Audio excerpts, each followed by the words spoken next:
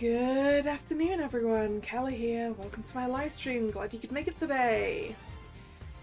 So today, more Ace Attorney investigations as we head into episode 4, which appears like it is going to be backstory for Edgeworth and Gumshoe, which I'm pretty excited for.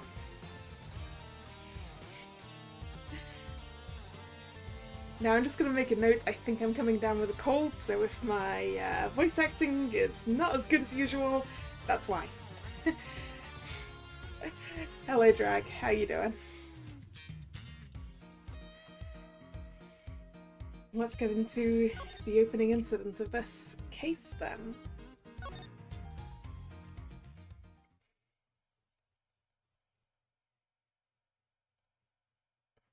Episode 4. Turnabout Reminiscence. Kay Faraday.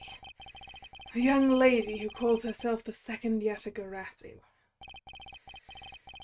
The piece of cloth that she conjured up has taken me back many years ago.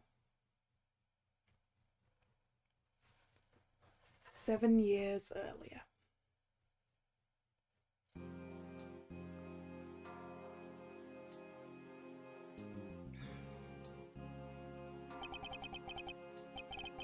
Yeah, that's right. I did it! I killed the guy!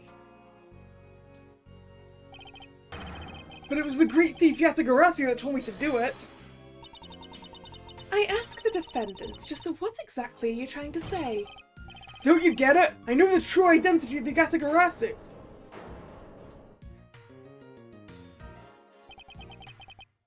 The Yatagarasu is the man standing over there at the prosecutor's bench! Are you saying that I'm the Yatagarasu? Don't you dare deny it! You told me to kill him when you stuck into the embassy! Are you claiming that Mr. Faraday is Yatagarasu? Ooh. Mr. Rell, I think we've heard just about enough out of you. Your Honor, please listen to me, I'm telling the truth!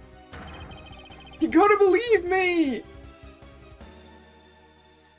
Well, if his name is Faraday, he probably is the Yatagarasu then. In accordance with the defendant's accusation, a new prosecutor shall be called to replace Mr. Faraday. This court will be in recess until the new prosecutor is ready. Oh.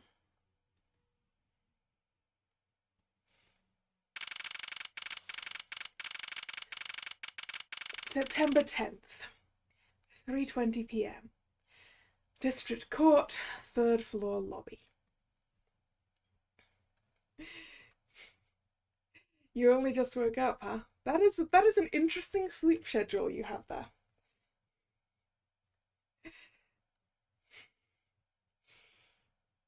I think I got close to that one back when I was furloughed in 2020.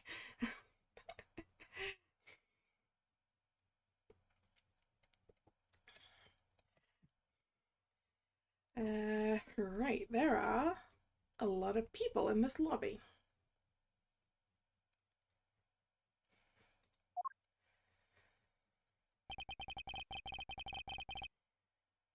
It's almost time for me to enter the courtroom. And so it is that my first assignment as a prosecutor will be as a replacement for a prosecutor who's been accused by the defendant.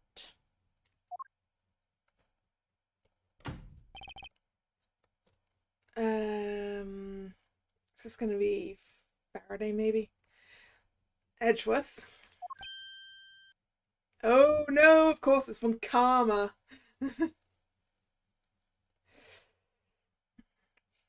Edgeworth. There we go. Sir.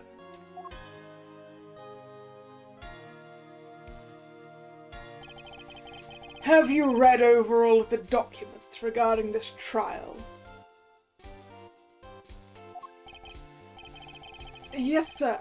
I've memorized everything there is to know. Very good. The paperwork for the prosecutor substitution is just about complete. Edgeworth, always bear in mind that as your mentor, I, Manfred von Karma, will accept nothing short of perfection.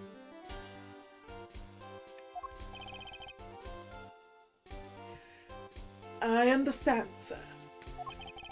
And to have the chance to stand in court at such an early stage in my career, I am honoured and proud. As I have watched over your studies, I am giving you this very rare chance. Prove yourself. Crush the defendant's pathetic lies into oblivion. Yes, sir.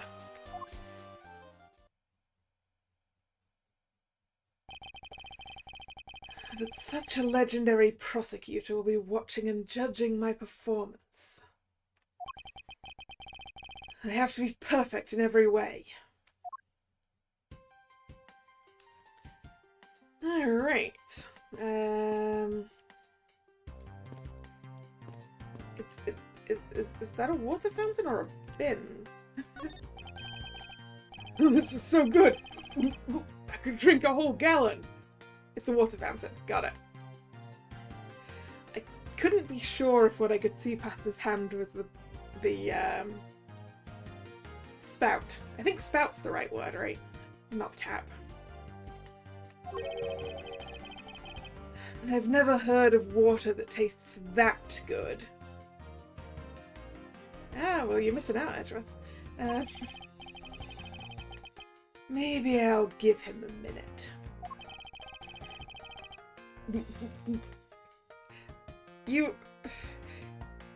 Does this guy know that drinking too much water is actually bad for you?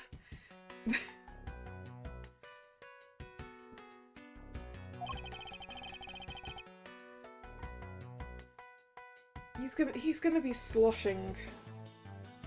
You're going to be able to hear him walking. Because the water in his stomach's just gonna go slosh, slosh, slosh. Actually, no, it won't, because there won't be enough space for it to move.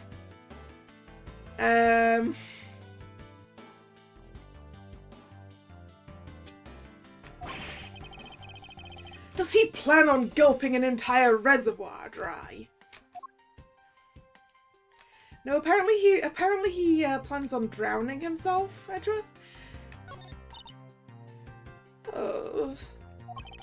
Excuse me, madame, but is something the matter? I just thought someone would have brought hors d'oeuvres by now. But this is a courthouse. It would be quite atypical to provide hors d'oeuvres here. Are you sure? Someone poured me a fresh cup of coffee last time I was here. Yes, well, coffee is a reasonable expectation.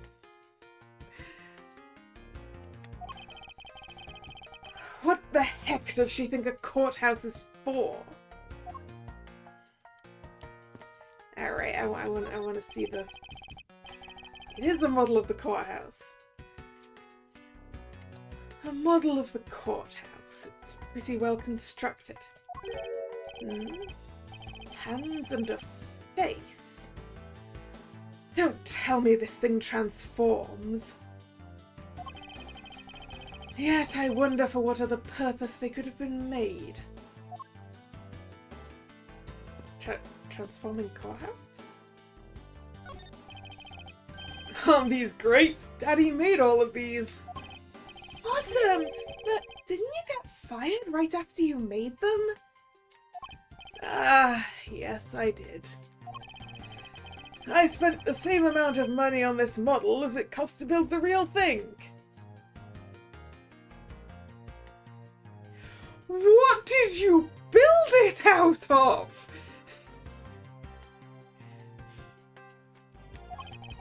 And my boss wasn't very happy with me. Hey, Daddy? Didn't you say you built a secret mechanism inside of it? I'll tell you about it someday when you're older. A secret mechanism. Maybe he installed it as payback for getting fired. Could be trouble. No, I imagine he built the secret mechanism before he got fired, and that's probably what costs so much.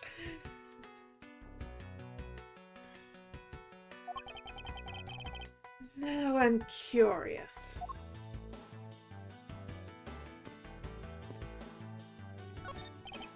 A luxurious and beautiful leather sofa.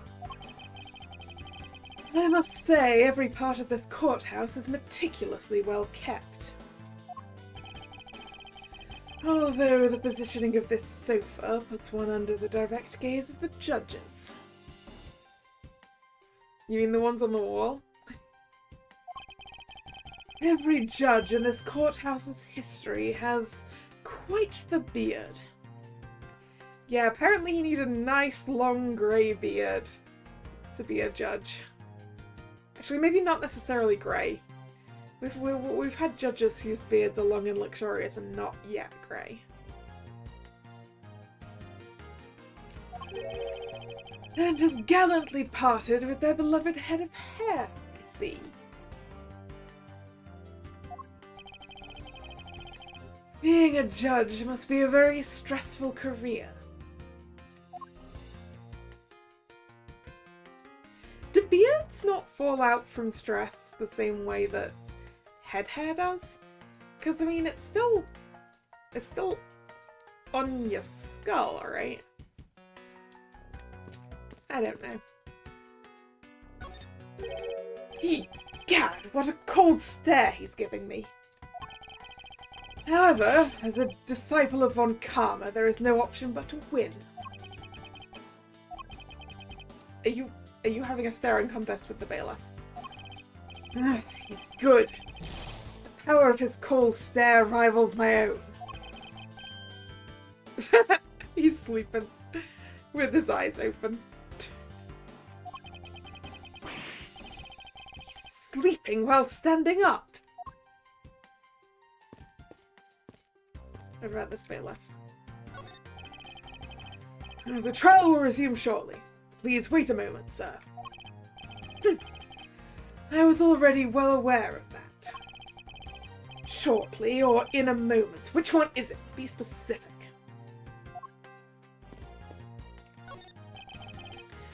A bookshelf, huh?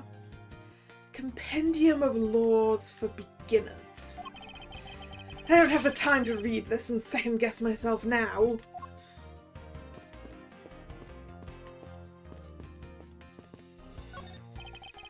This should lead to the defendant lobbies. Edgeworth, where is your composure? If you wish to take a look at your enemy, do so in the courtyard. Do so in the courtroom, as you crush him. Indeed, thank you. You're a man of wisdom and experience, sir. A bulletin board. There are trial schedules posted on it. Trials scheduled for this week.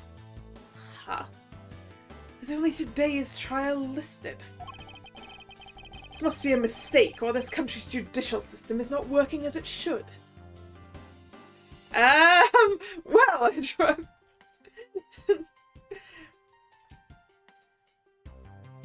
Could be either one of those. Or maybe, miraculously, there's no one to try this week. Doubt it. Let's talk to the bailiff up here. We haven't talked to the bailiff up here yet. Mr. Prosecutor, sir! You've got a good eye if you can tell I'm a prosecutor with just one glance. As there are always only prosecutors and defense attorneys in this lobby, I usually hit the mark if I guess one or the other while there's a recess. You were only guessing? Ah, so this is a lobby for both sides. Except the defendant's one has a separate room. Okay. Today's trial should have ended in just 1 minute. Because the defendant was picked up by the security camera, correct? Exactly. The killer had the gall to say he only killed because he was instructed to do so. Even more outrageous is his claim that the case prosecutor, Byrne Faraday, gave the order. I mean, I'm willing to believe that Byrne Faraday is the Atagarasu. I'm not sure I'm willing to believe that he told someone to kill someone.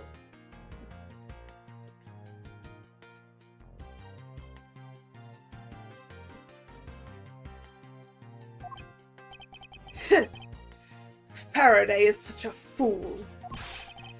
He's been cornered by his very own prey. Sir, are you an acquaintance of Mr. Byrne Faraday? He is a pathetic man who speaks nothing but nonsense. Nonsense. He once tried to explain to me a way of punishing those who cannot be brought to court. Those who cannot be brought to court. That is nonsense, for no man is above the law. Well, in theory, Edgeworth. In practice, however, some people have a lot of money and very good lawyers. Well,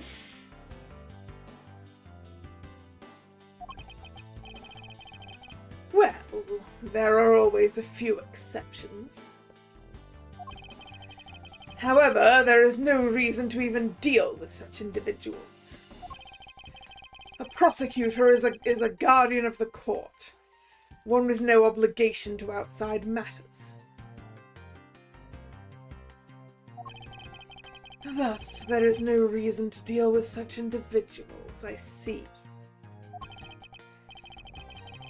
Edgeworth, disgracing yourself as Faraday has will not be forgiven. Have no fear. I will not let you down, sir. In place of the accused prosecutor Byrne Faraday, I'll prove the defendant's guilt. I mean, the thing is, do we need to prove his guilt? He's admitted to killing the guy already.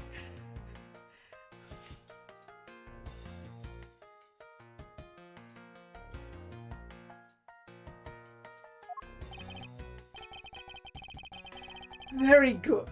I've secured an hour of recess for you to prepare to do just that. Show them all the power of von Kalla.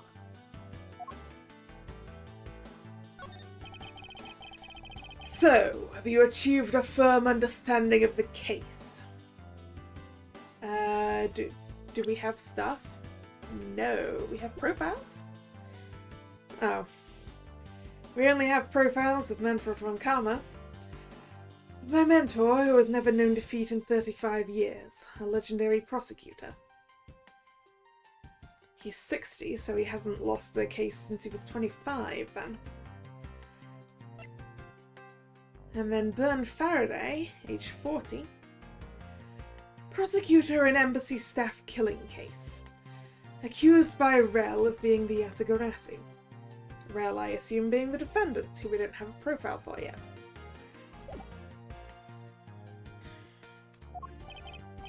Yes, sir. I have memorized everything that is written down in the case files. Well then, explain the case to me. I want to see if you really know what you're talking about. Understood. The murder was committed on September 8th in front of the Kodopian, I think. Yeah, because it would only be if we had a H. Okay. In front of the Kodopian embassy. The victim, Mr.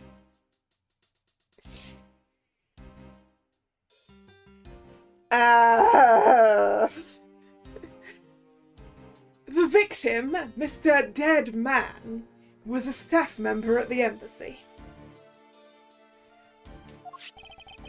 The defendant in this case, Mr. Mackrell,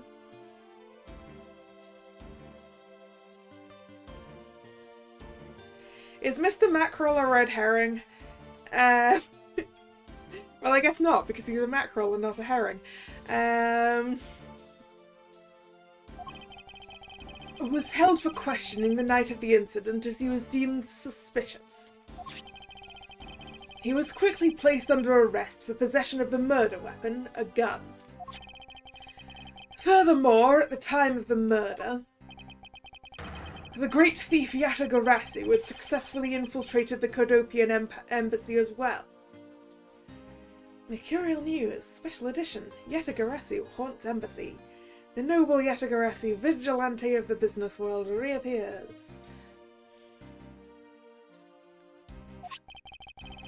At first, Rel claimed that he himself was the Yatagarasu, but that he did not kill a dead man. I wonder what he expected to gain from such a desperate lie. It's possible that he wants to go down well in the spotlight if he's found guilty. There truly is no limit to people's inanity. But I digress. Continue, Edgeworth.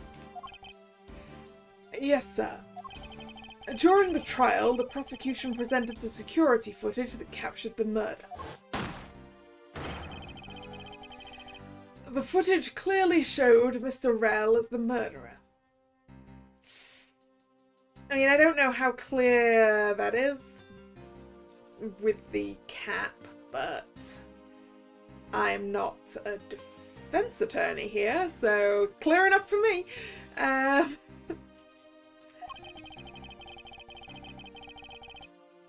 The act of Mr. Rel firing the gun could be clearly seen from the visitors' gallery.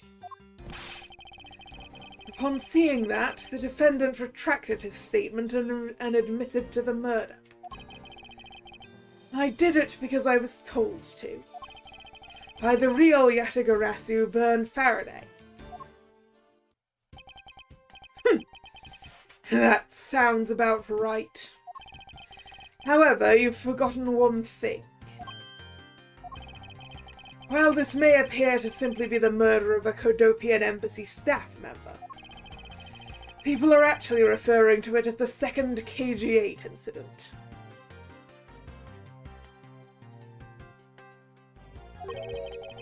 The second KG-8 incident. I'm very sorry, sir. I fear I failed to study hard enough. Well, even among the police, it's information that only a select few are privy to. It is a wish come true in a way. Yeah, imagine having useful security footage in the Ace Attorney world. Like, someone put a security camera in a useful place for once.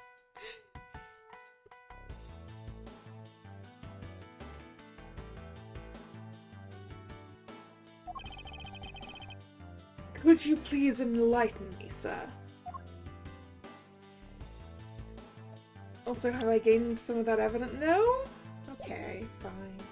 Oh, do I have a profile yet? Yes, I do. Excellent. We have profile for Mr. Dead Man, age 53, Kodopian embassy staff member, who was gunned down in front of embassy by Rel. Mac Rel, age 32, embassy staff killing suspect, arrested on suspicion for the handgun he was carrying. Yatagarasu, age... who knows? Real identity is unknown, but claims to be a noble thief. Infiltrated the embassy. Alright, tell me about KG-8. Sir, what do you mean by the second KG-8 incident? In order for me to tell you that, you must first learn about the original case. Take a look at these documents. This is a 3-year-old newspaper.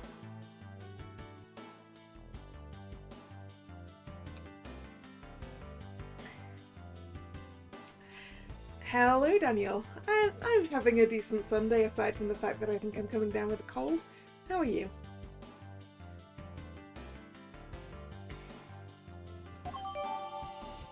Hey, can I read this?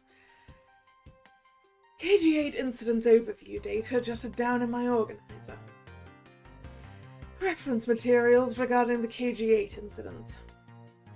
I received them from my mentor. Alright, let's see. Can I read them? Can I read them? Mercurial News! Kodopian Embassy staff member Manny Cochin found not guilty. The victim, Miss CCU, shadow over the Amano group. What's his relation to the smuggling ring?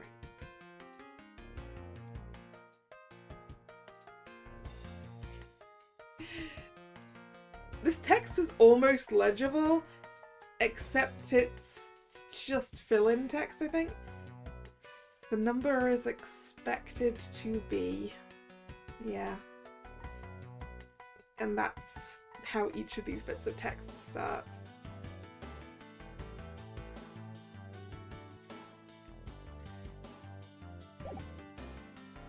Actually, wait, was that it? That's it, okay. You have heard of the Amano Group scandal before, correct? Yes, I have. The secretary of Ernest Armano, the Armano Group's director, was arrested under suspicion of smuggling. Correct. CCU was an employee of the Amano Group and the sole witness to the smuggling operation. It was she who brought the crime to light. However, Miss Yu was silenced before she could testify in court. Wasn't a Kodopian Embassy staff member arrested for the murder? Yes, a Kodopian by the name of Manny Cochin was the suspect. I assume that must be this guy, right? However, due to a lack of evidence, the case went unresolved. Lack of evidence. If only I was in charge of the case. Well, yes, Mr. Von Karma, we know that if you were in charge of the case, it wouldn't be lacking in evidence because you'd have made some shit up.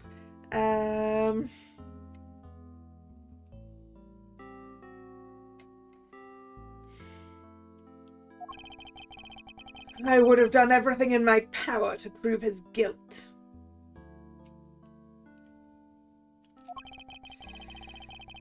To make sure that all criminals are found guilty. My mentor really is dedicated.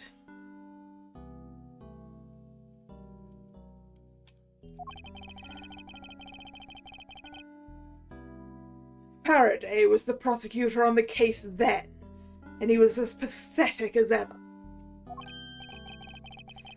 Mr. Faraday was in charge of the KG8 incident as well.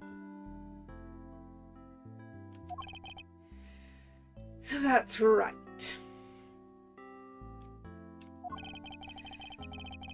And now, once again, the victim of the case you're currently assigned to was someone who was scheduled to testify against that smuggling operation. Sorry, that smuggling organization. Oh dear. And just like last time, the victim was murdered right before he was to testify. You're catching on. The victim was murdered just before his day in court against the smuggling operation. Sorry, I keep saying smuggling operation because that's what I expect the next word to be. Against the smuggling organization. Events are occurring almost exactly the same way as they did in the KG8 incident. Well, we're not lacking evidence this time, though.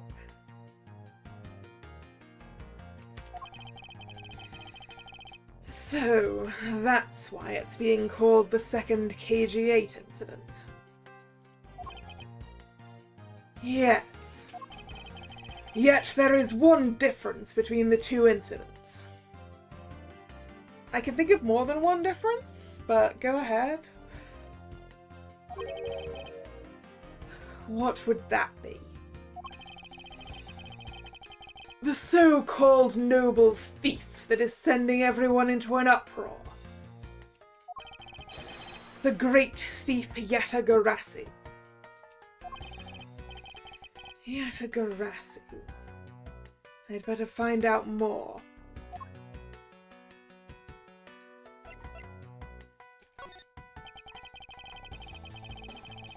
If it is true that the Yatagarasu showed up at the Kodopian Empire... No, Embassy. Not Empire. Wow, my brain is not braining today, huh? What could he or she have been after? No doubt to steal any suspicious accounting records and release them publicly. Or more likely to steal secrets from the Kodopian Embassy itself. Since the item that the Yatagarasu stole from there was sent to the police.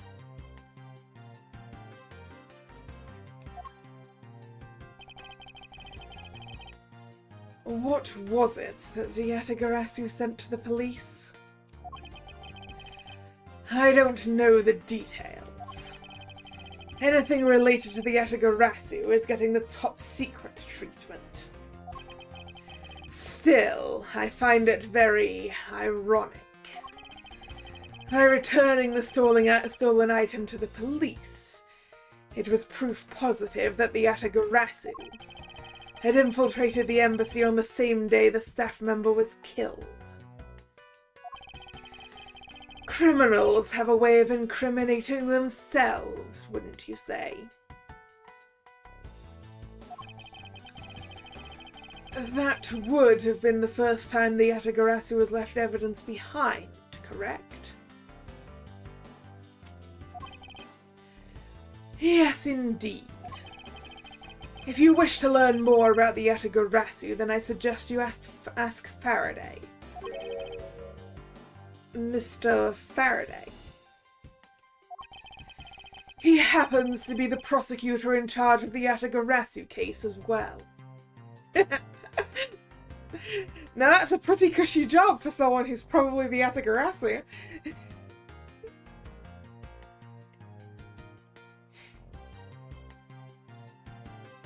Not like you can prosecute yourself for it.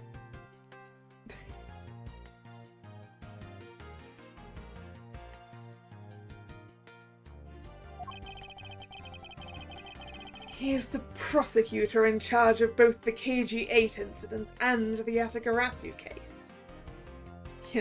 Yeah, to lay your own demise, right? It's like, oh no, I couldn't find any information that will lead us to the identity of this thief.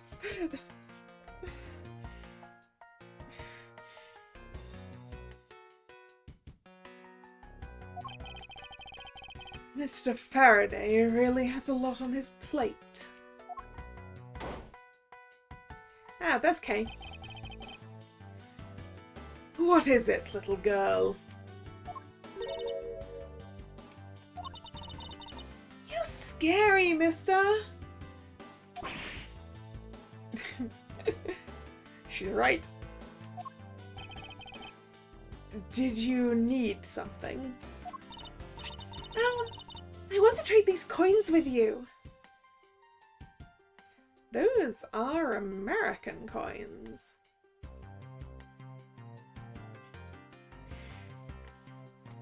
I recognize the design on these two.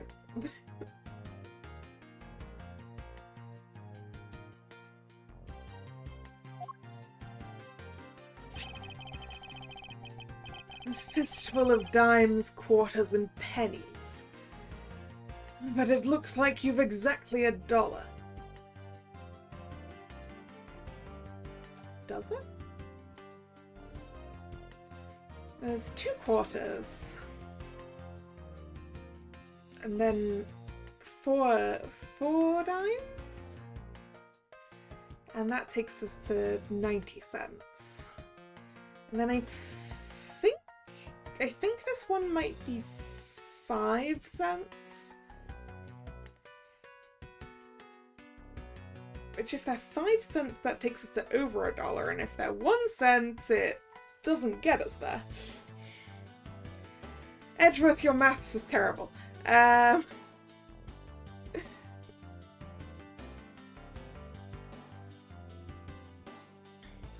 mean, maybe there's other coins in the back.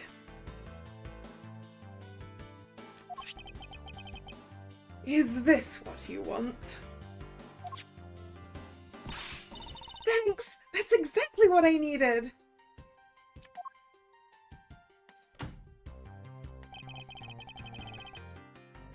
Could that child be here to watch the trial?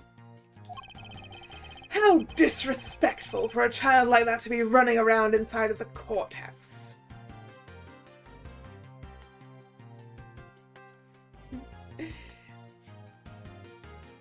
Yep. She clearly needed a note so that she can... It's probably for a vending machine, right? So she was just like, I will find an adult and I will trade my shrapnel.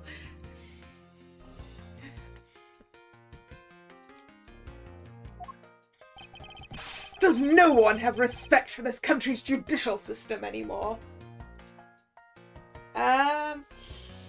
No?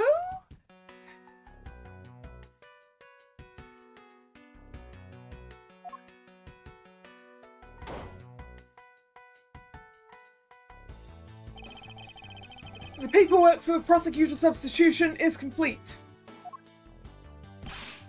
Why, you... Do you even know how much time there is left before the trial resumes? I'm so sorry. I can have you mopping up this courthouse instead of protecting it in an instant.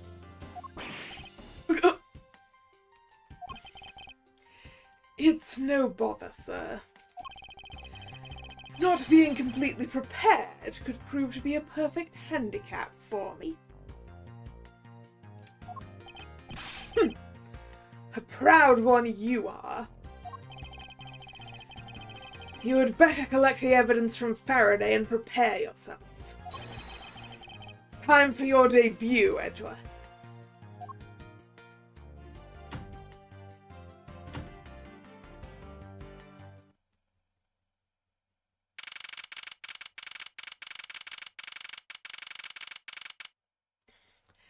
September 10th, 4 p.m. District Court, courtroom number 3.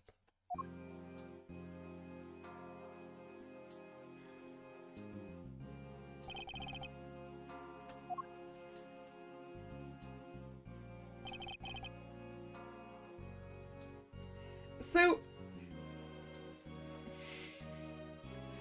I would say, are we getting to do a trial from the prosecutor's bench? But I don't think that's how this game goes, right?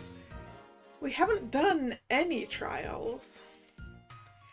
So I suspect something's going to go horrendously wrong first. Meaning we can't actually do the trial. Like, the defense attorney's going to turn up dead or something.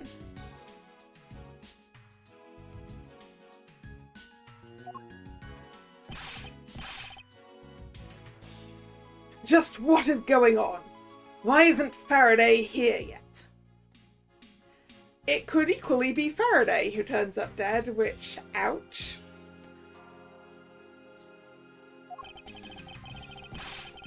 How is it possible that the defence is not prepared yet either? Bailiff, where is Mr. Faraday? I'm not sure. I wasn't really paying attention. Well, there's our judge. Ah, you must be the one Mr. Von Karma recommended. I hear that this will be your first trial. I look forward to seeing how you perform. His beard is slightly darker than we know him in the future.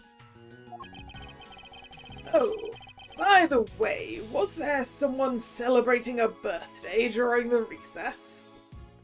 Oh no! Someone got shot.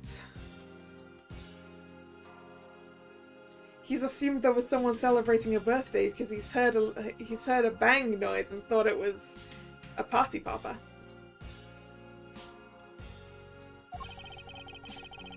I could have sworn I heard a popper going off. I was right. Come to think of it, the other day with my grandson... Sir, it looks like the trial is about to resume, however... Yes, it will be all but impossible to prove the witness a liar without the evidence from Faraday. What is that blasted buffoon up to? It's an emergency, sirs! Gumshoe! Silence! There shall be no yelling in the sacred hall of law. Bailiff, remove that man from the courtroom at once. Please, wait! You have to listen to me! There's an emergency! Defendant lobby number 2! Mr. Faraday and the defendant! Oh no! Mr. Faraday and the defendant. I don't think we're having a trial. Yeah, I suppose just the death of the defense attorney or Mr. Faraday wouldn't result in us not having to do a trial. The death of the defendants definitely results in us not having to do a trial. Oh, 2 of them! There!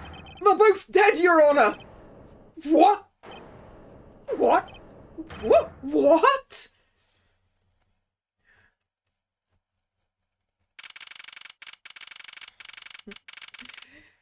Courthouse specials. Fast foods and milk. Hot dog, $7. Beef jerky, $9. Oof. Ham sandwich, $8. Orange juice, $9 for orange juice. Milk, $7. Swiss roll, $6. And limited time specials. Who's up for a vending machine hot dog?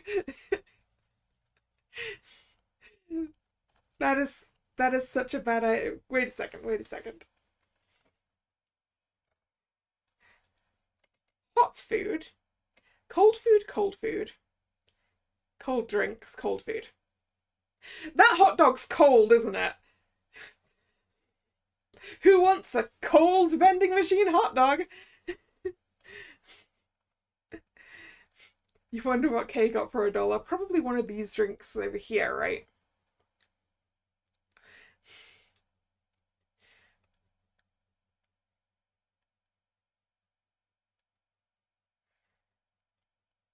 Then again, it looks like it takes coins. Young judges.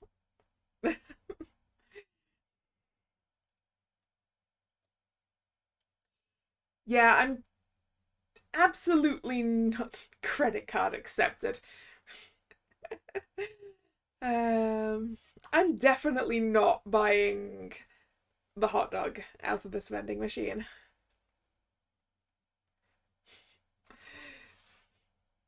Because that is the only hot thing in this vending machine, and several of the other things need to be kept cool, and I am concerned. Actually, on a related note, I'm not buying the milk because I don't know if the hot dog is warm. You know, the beef jerky's sounding more and more appetizing the more I look at the other options, honestly. Despite the fact it's really expensive.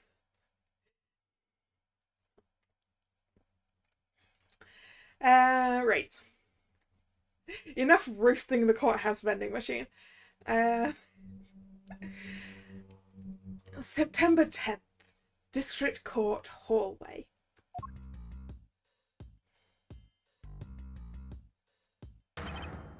Stay back! Is that a line of ants?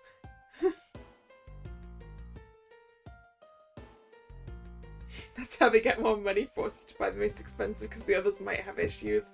Yeah. Yeah. Man, this guy... Has his coat been shot multiple times, or has he just taken, like, a giant hole punch to it?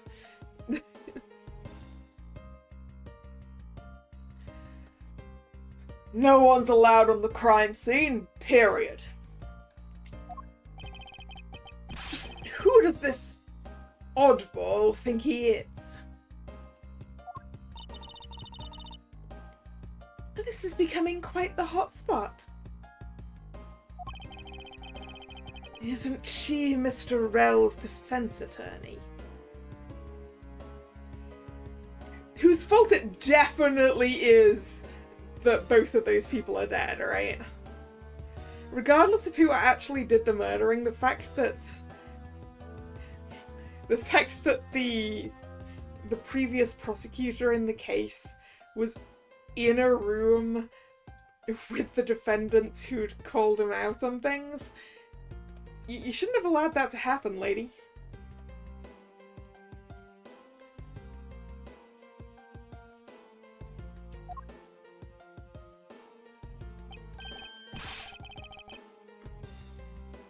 Hey, you! No running in the hallway, pal.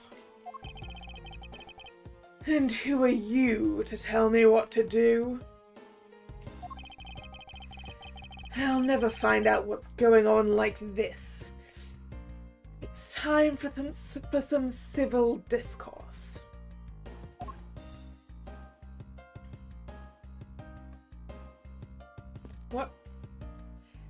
What has been dropped on the floor that the ants are going for? I need to know. This sofa looks like it's seen its fair share of use. And it looks like another part of the courthouse is visible from the window. Yeah! My eyes have locked with my reflection's eyes in the barred window. As a student of Von Karma, I refuse to back down. Are you having a staring contest with yourself now? I won. How do you win a staring contest with yourself? And also, why didn't you mention the ants at all, Edgeworth? I mean, actually, given the options in here, that's a piece of Swiss roll. Because the sweet thing is on the floor is more likely to get the giant pile of ants, right?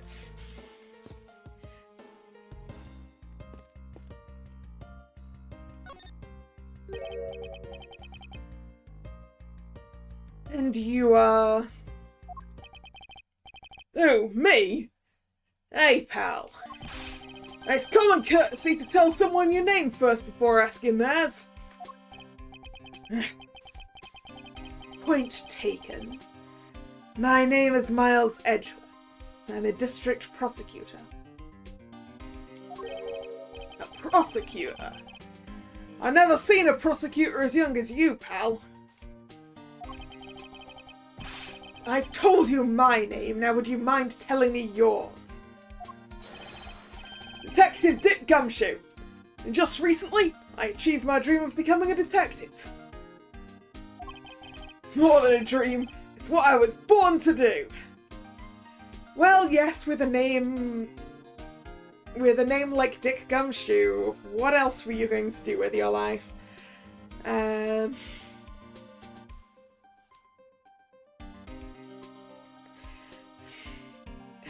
Nominative determinism in action.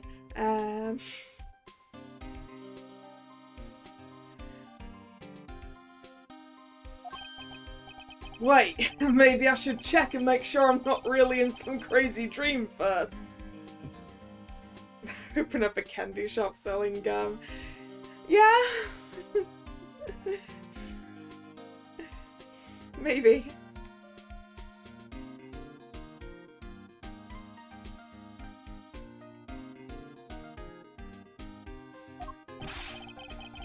This detective is entirely too excited to be at a murder scene.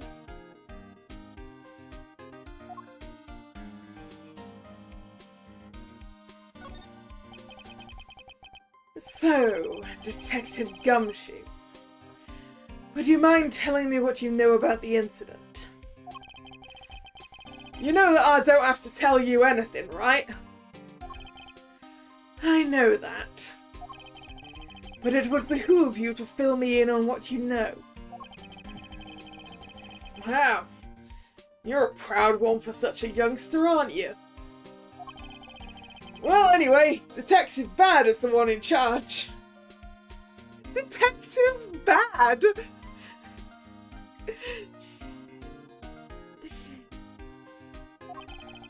So you're just gonna have to ask him for all the details, okay? As for me, I was guarding the door to defendant lobby number 2. So you were on guard detail. Did you notice anything strange while you were on duty? This is going to go badly. Oh no!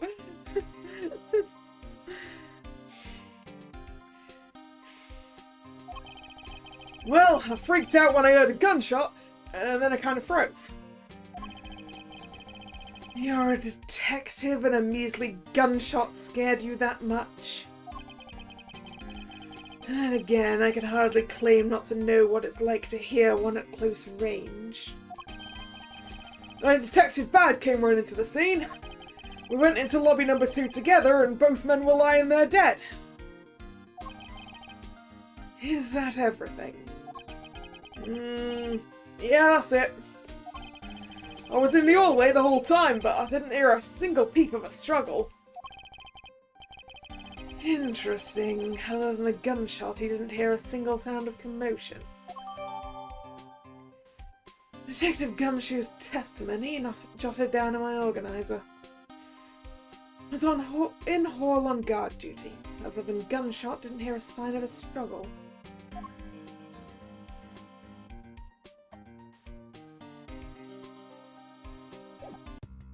Alright, so what do we have now? We've got the overview of KG8, and we have Detective Gumshoe's testimony. And we also have a bunch more profiles. We've got question mark, age, question mark. A girl with a balloon. During the recess, she asked me to change some coins for her. We have the judge, age question mark.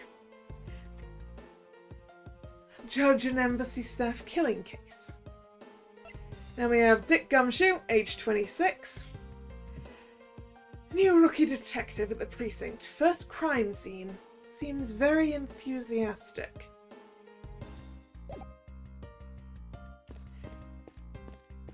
Alright, I want to go investigate the rest of the stuff around here first before I talk to more people. A fire extinguisher. If one were to be hit in the head with this, I suppose the victim would lose a memory or two. Well, that's a reference to the end of the previous game we played. But it's not as though I'd ever be so foolish as to be struck by one of these. What kind of fire extinguisher is it? I'm guessing by the blue bit on it that it's a water fire extinguisher. A poster of the judge. There's a longer slogan of some sort on it in tiny letters at the bottom. Every strike of my gavel brings the truth closer to me and my hair farther away. Is this a promotional poster for the court or a hair growth product?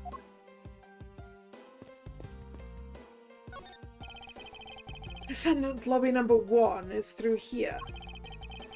The incident took place in lobby number 2 next door. I shouldn't allow myself to be sidetracked like this. I'd better get a move on. No, we're going to be sidetracked. A drink vending machine. Yeah. Now is not the time to be pondering what kind of drink I want. Ah, but I wanted to ponder the options. Interesting. They're selling special court-themed food products here. Many of them seem sort of troublesome and suspicious. Objection, I suppose. Yeah, we're Edgeworth, I'm glad you agree with me on the subject that most of the things in this vending machine look suspicious.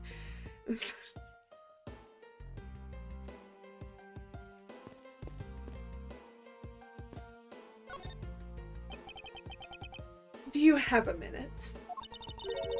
You know, I'm not really into talking to people I don't know. Especially at a time like this. I apologize for not introducing myself before bothering you. My name is Miles Edgeworth. I was to take Mr. Faraday's place in court. Edgeworth, huh? Never heard of you. So, Faraday's substitute is a newbie, huh? I'll have you know, madame, that I studied under Manfred von Karma. Do not take me for some naive novice.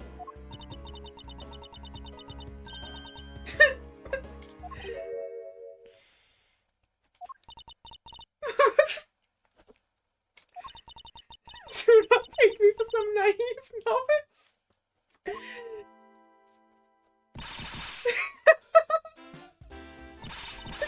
So you're a student of von Karma. I should have... Those clothes are a dead giveaway. Stop right there. These are the garments of one who gallantly presents the facts.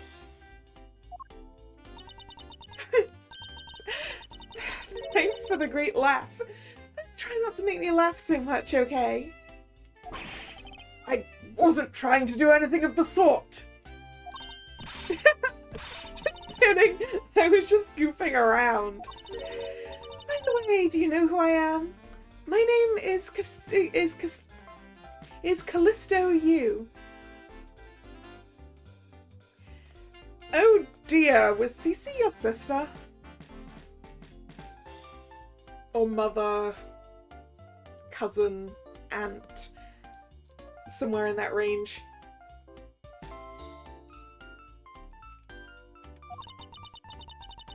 And if you're telling the truth, then we were about to go head-to-head in court.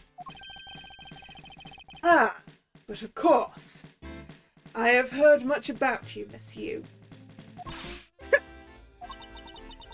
But of course, I have heard much about you. You're a regular Shakespeare. Did I say something funny?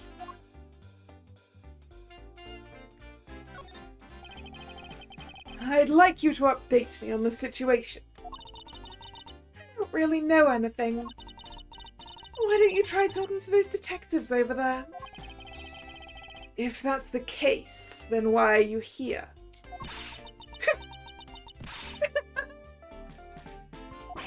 Yeah. What's so funny? It's just that the way you speak is so tactless. person I was going against in court until only a little while ago was just murdered. It's not like I could go back to the courtroom pretending as though nothing happened. That's a good point. I apologize for asking such an insensitive question. I mean, equally your client is dead too.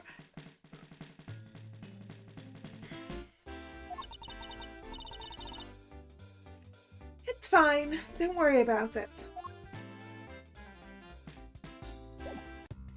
All right, let's talk to Mr. Bad.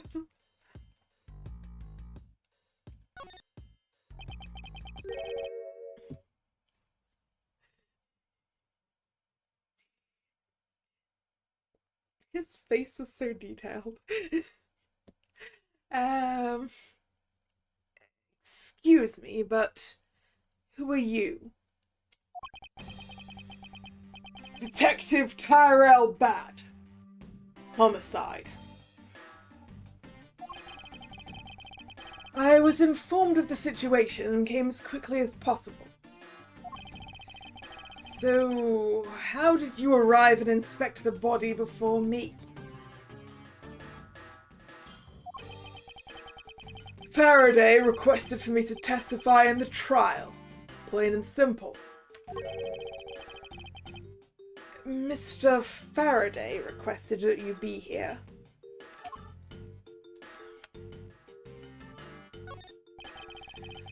I've already contacted HQ about the situation.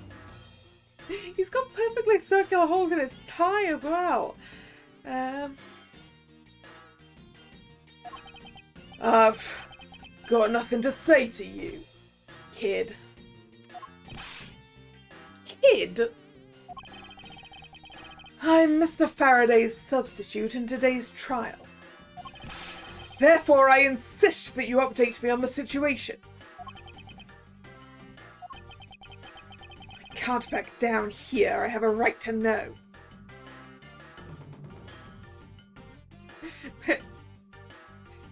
Maybe he did one of those things where you like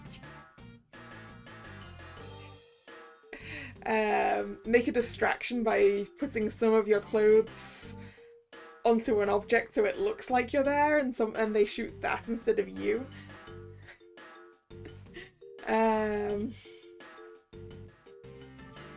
I don't know if gunshots leave perfectly round holes like that, though.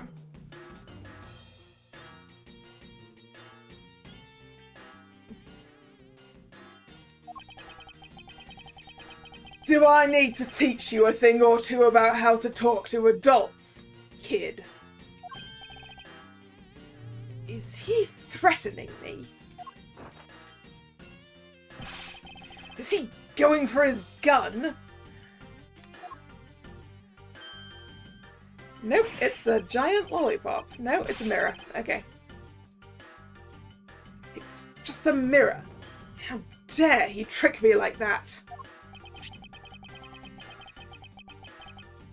Faraday was stabbed to death with some kind of blade, and he had a gun in his hand.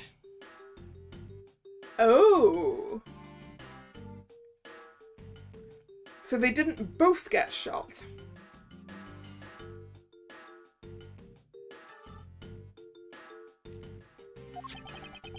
The other man, a Mr. Mackerel, was shot and killed.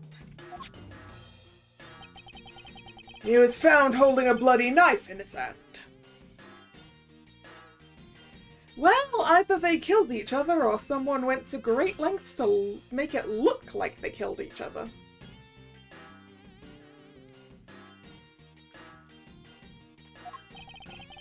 Was there anyone else who went into defendant lobby number 2?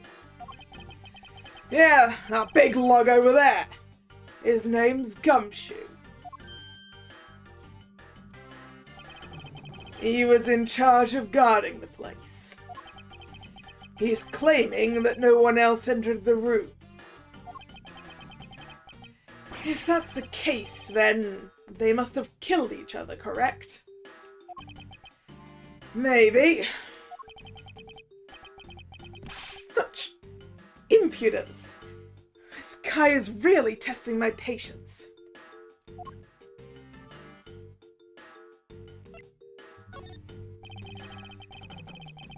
Why was I not informed that you were going to testify in court? Homicides aren't my only gig. The Etagarasu case is also one of my assignments.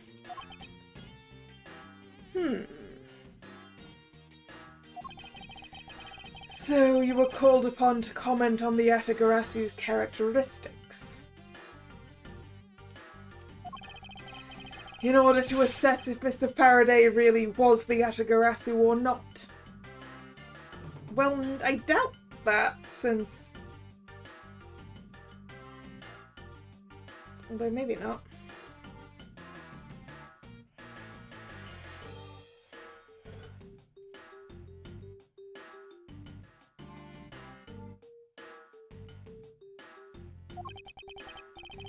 Well, well. Looks like you might have a brain after all in that head of yours, son.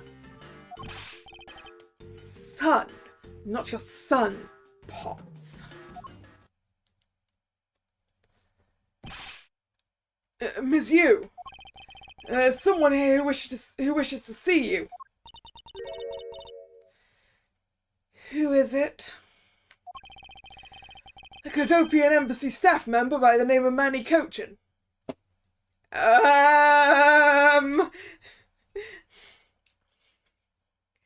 Isn't that the person who was accused of killing what I assume is her sister?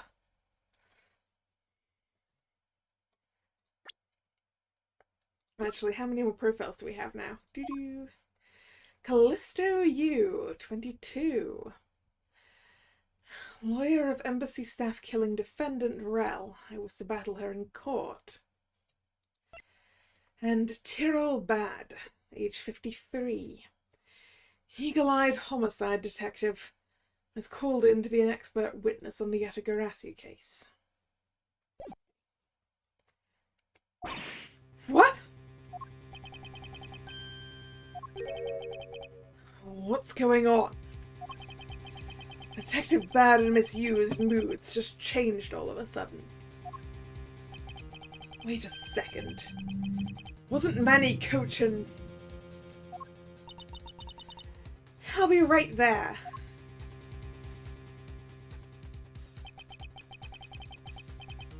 It's nice to see you again, Miss Yu. Why are you here? I have no desire to ever see you again. Now. Actually, would you mind stepping outside for a brief chat? I think she would mind. I would mind in her place. Fine. Oop. That went by too fast. Let's go. Bad. Von Karma. It's been a long time. I knew you would show up. You usually do when the Atagarasu is involved, and I see this case is no exception. Do you know Detective Bad, sir? Yes, he's like an old bloodhound that never leaves the scene of a crime. If only he would get a promotion and move on. It's the crime scene where a detective is the most useful and effective. It's not like I don't know that. Moving on, though, Bad. The man that I just passed by. Was he not the suspect from the KG-8 incident?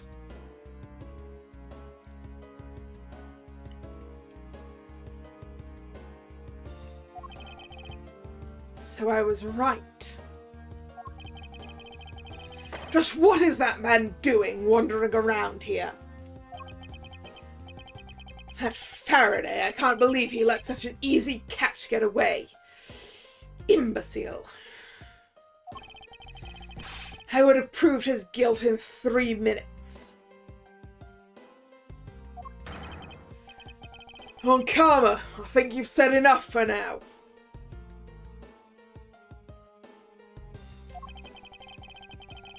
It's in poor taste to speak like that about the departed.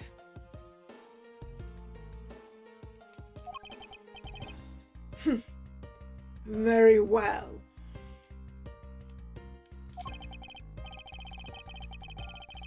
Back on topic. I'm placing Edgeworth in charge of the investigation here. Objection!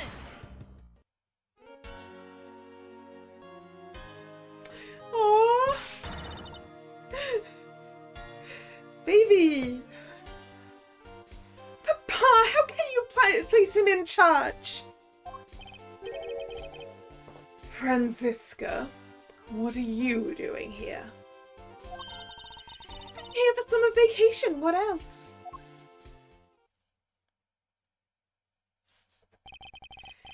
Franziska von Karma.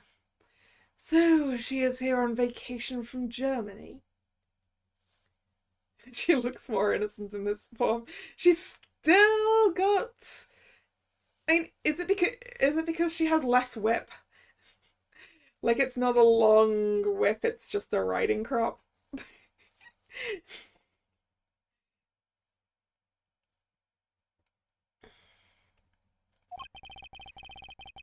She is the daughter of Manfred von Karma and a student of his who's also junior to me. You're the one who's junior to me! Don't you forget it! You're not conveniently avoiding the bar examination, are you? It's not the whip that changes her innocence level. Okay, it's the face, then.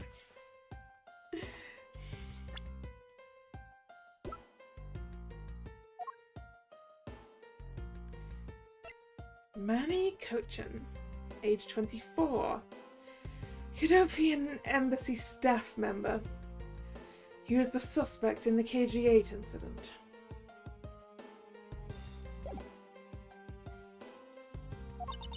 Ha! If you were able to pass, then I'll have absolutely no trouble at all. I'll never allow myself to lose to you. Never. Why does she always have to be this competitive?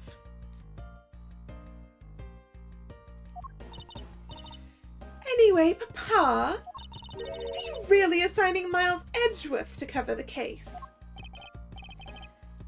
Yes, I am. Why do you ask? Well, you know, I'm close to becoming a prosecutor myself. Close to becoming a prosecutor does not make you a prosecutor, Franziska.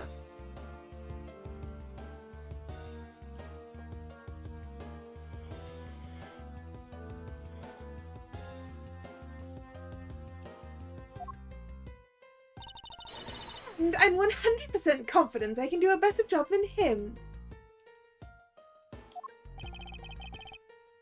That's just like Franziska. She has no problem bad-mouthing someone right in front of them.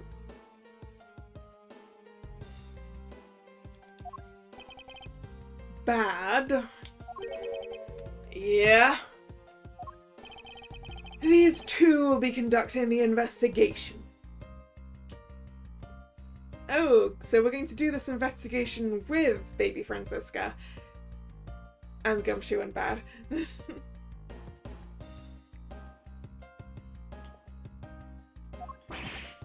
What?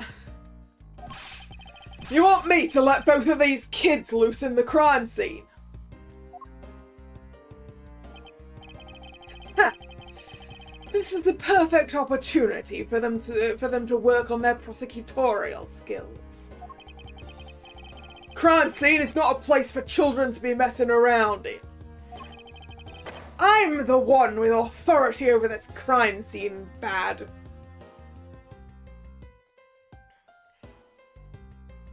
How? Von Karma? That guy's the homicide detective.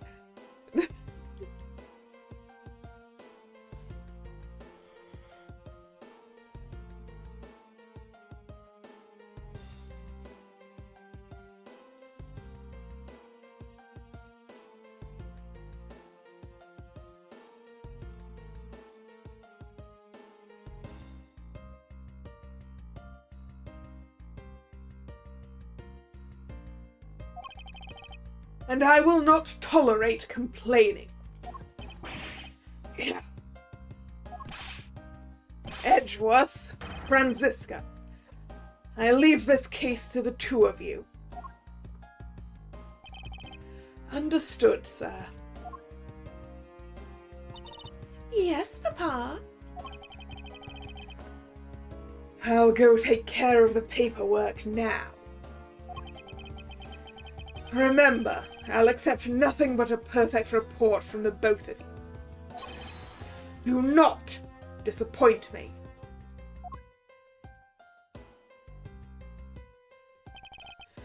Hold up, Von Karma, I still haven't agreed to this.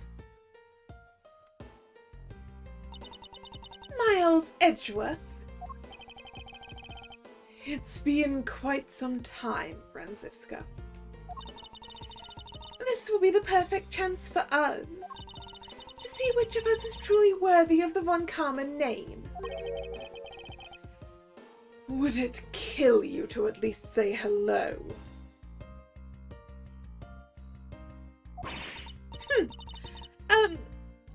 Long time no see. Very good. Just because you became a prosecutor first doesn't mean you can act all proud.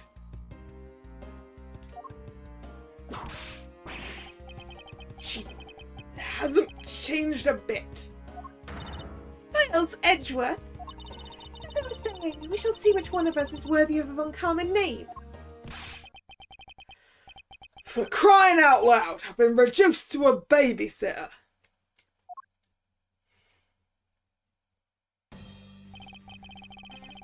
It looks like Mr. Von Karma was successful in convincing the detective. That's just like him, he never fails. And now, I'd appreciate it if you could quickly run me through the facts, Detective Bad. You're better off checking things out on your own. Very well. Seems like getting help from Detective Bad will be a most arduous task.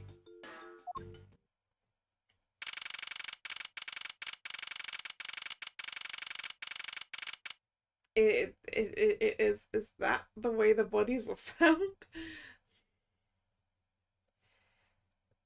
Okay, we've got an open window, but there is bars.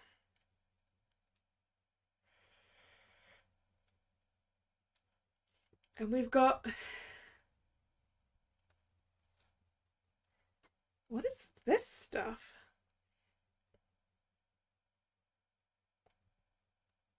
Is it wet paper? It's see-through.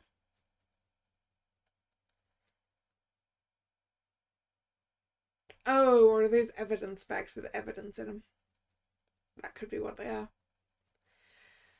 September 10th, 4:15 p.m. District Court Defendant Lobby number 2. Hello, Carl. How you doing?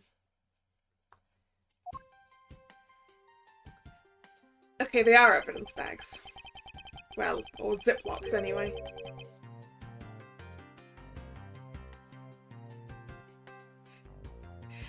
Yes, I have already sighed immensely over Mr. Deadman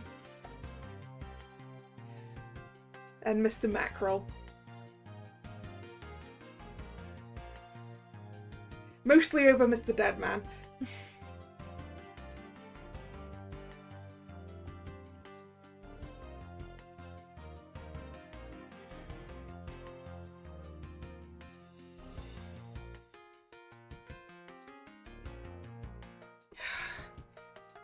is the only real explanation that they killed each other simultaneously. Well, I'm not certain how you end up in that position in that regard, though, Edgeworth.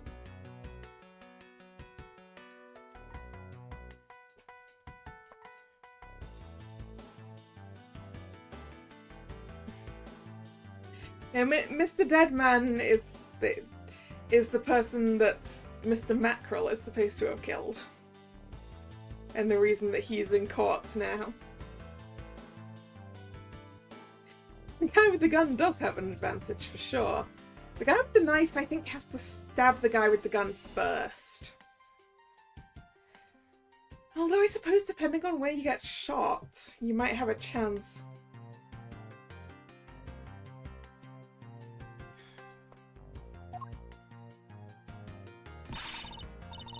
Edgeworth, you should listen to someone until they're finished talking. What are you talking about? I'll only say it one more time. This is a competition to see who's truly worthy of the Von Karma name. Yeah, you've already said that like 3 times. A competition. The person that figures out the truth first wins. So, the person who doesn't discover the truth is a dishonor to the name? Exactly! I don't care that you became a prosecutor before me. I simply refuse to hear any more foolish things coming from your foolishly foolish mouth. Fine, whatever makes you happy. Can I take that as you accepting my challenge? Once again, whatever makes you happy. Then let's begin the investigation, shall we? I'm going to find the perfect evidence and prettily present it like the professional I am. Competing to discover the truth behind a crime. How delightfully childish.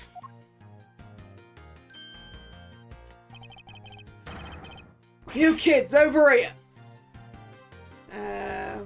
What was the rest of that line? Sorry. You kids, over there! Hold it! Kid? Serves you right, Miles. He just called you a kid. I said kids, kid. You call me a kid as well. You're definitely a kid, Francisca. You're probably like 12.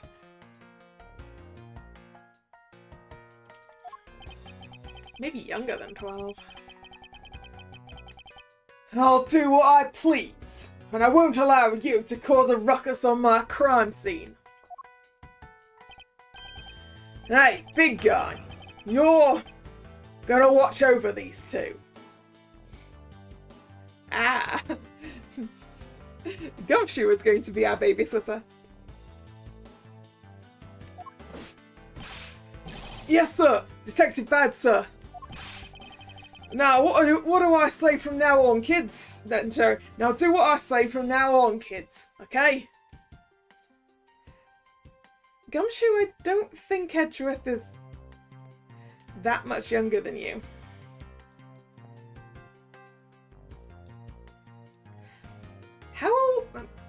How old was Edgeworth when he first stepped into the courtroom? Actually, there might be a significant age difference.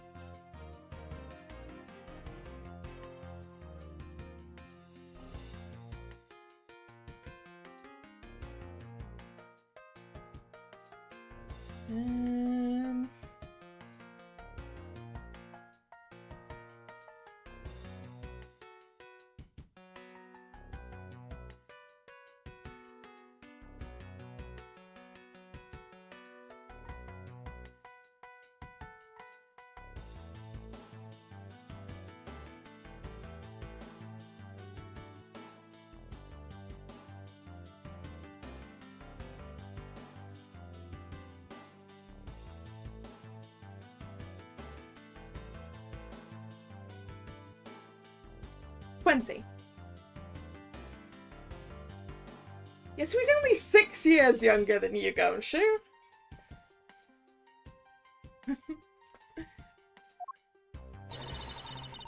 Better not get in our way, Scruffy. You'll feel the bite of my whip if you do.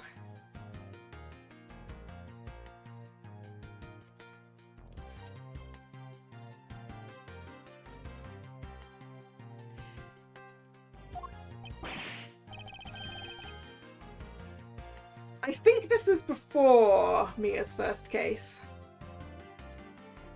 This was supposed to be Edgeworth's first case. However, the defendant is now dead, so I don't think it's a case anymore.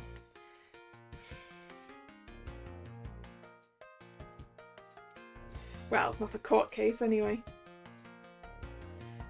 Then you, prosecutor boy. Well, let's get your investigation started already, alright? Great. Now even that detective is treating me like a child.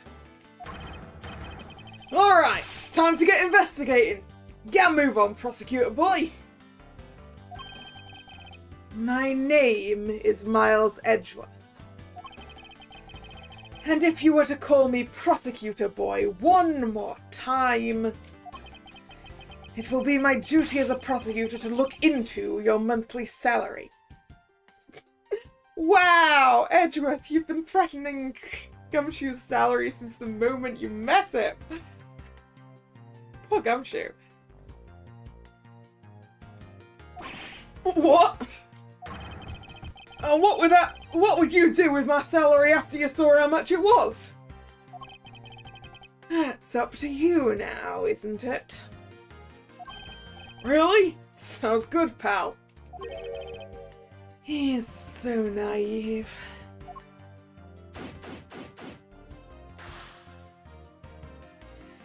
Defendant lobby number 2. Detective Bad, may I have a word with you? What is it? It appears that both a knife and a gun were used as murder weapons. Yeah, it does. That leads us to our first question of the investigation. Where did the men acquire the weapons? Why do I get the feeling that the Ziploc bags on the floor answer that question? Like, is that gun the gun from the case? And how did the person die in the KG8 incident? Does it say? No, it doesn't. Also, okay, she's 13. I made a pretty good guess at 12. My mentor's daughter, studying to be a prosecutor in Germany, back on break.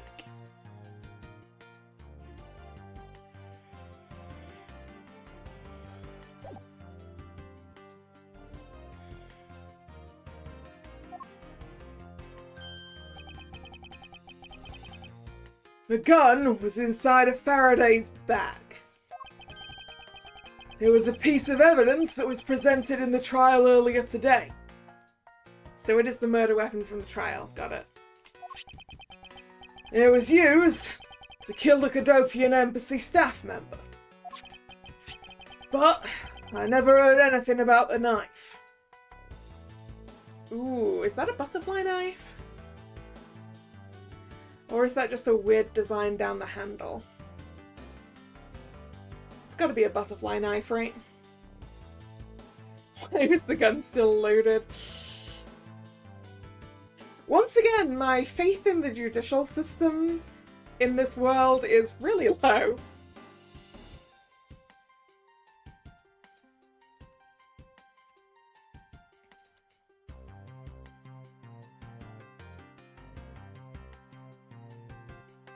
But equally, how do you get a butterfly knife into the courthouse. They have metal detectors, right?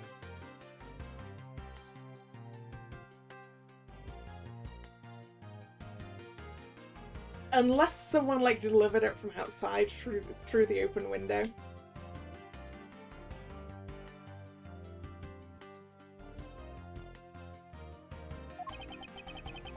Mr. Rell was being held by the police.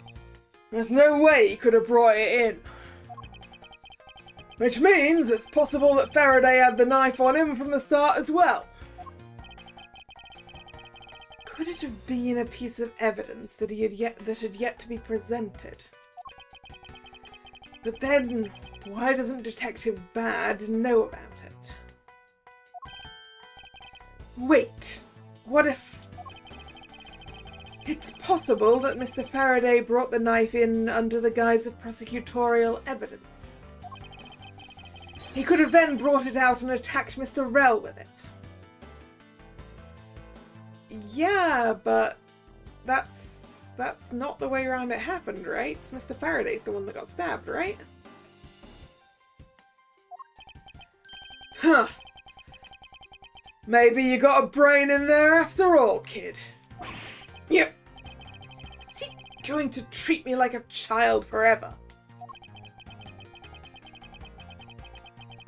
It looks like Mr. Faraday attacked Mr. Rell first, who then counterattacked.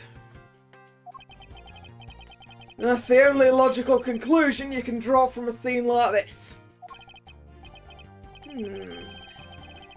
Not yet. I feel that it's much too early to be drawing conclusions already. I must first find conclusive evidence so as to protect the honor of the Von Karma name. Okay, well, I mean, that's the obvious part, but I want to look at everything else in the room first. Hey, I get to have Gumshoe following me around. Yay. Okay, tea. There are some plastic bags stacked up on the table. There's a tea set, too. There doesn't seem to be any sign of a disturbance. Yeah, the table's all neat and tidy. The tea set and plastic bags on top of the table are completely undisturbed. Maybe they were super quiet in their scuffle? After all, I didn't hear anything from out in the hallway, you know? Maybe the plastic bags scattered on the floor are throwing us off.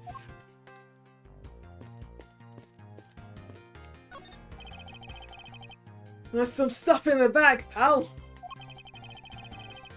I suppose this was Mr. Faraday's bag. It's probably the trial evidence I was supposed to collect from him. This is the evidence? Ah, I better not touch it. I'll leave prints on it. Do you just not pay attention to anything you do? Also, can I have that evidence now, please? Okay. Oblivision. Looks like it's got a VHS player and a DVD player, I guess, by the looks of it. Whoa! What is it, Detective Gumshoe? My TV at home is so tiny compared to this one, pal. I mean, I think my TV is definitely not bigger.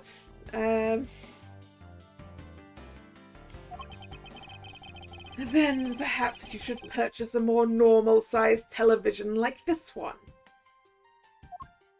Maybe he doesn't have space for a normal-sized television. Edgeworth.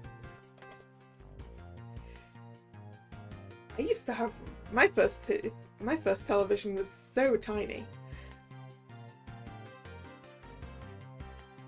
Oh, let me see here. Oh, this thing is huge.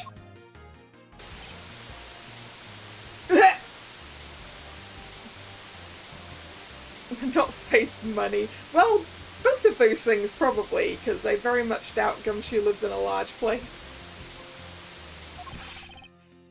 Way too noisy! You're the noisy one, Scruffy. Don't touch it! You'll get your fingerprints all over it. But I didn't touch it! Preservation of the crime scene is the foundation of detective work. The foundation, huh? Sounds like something the rookie here needs to shore up on.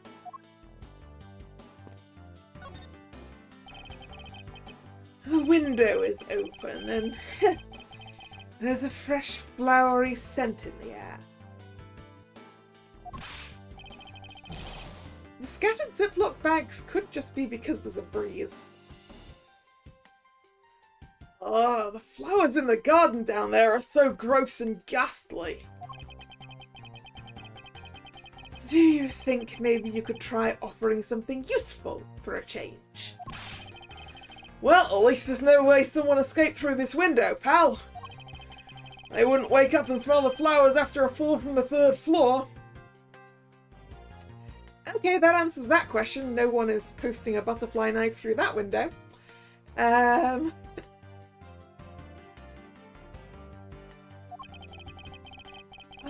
you willfully ignoring the fact that there are also iron bars on the windows? Lobby number 2 window. No human can climb through these barred windows. The scent of flowers is in the air. Yeah, I guess there's that too. Either way, no one could get through these windows, right? They thought of everything when they were designing this courthouse. Very nice.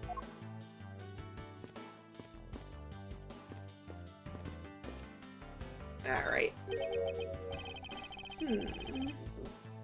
Why are there plastic bags scattered all around? Those bags are for keeping evidence safe, pal. I know that much, detective. You sure are good at this stuff, aren't you, pal? Normally, I'd be happy when someone compliments me. But when it's this guy...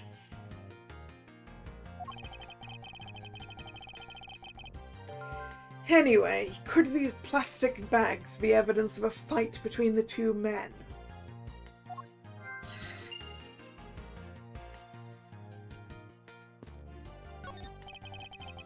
This decorative plant's foliage is quite nice. It's actually soothing to be around it.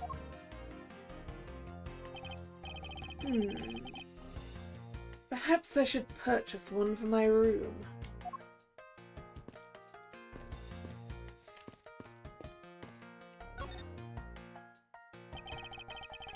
It looks like Mr. Faraday fell on top of Mr. Rell. At first glance, it seems like they must have killed each other. However... using logic, the only logical conclusion is...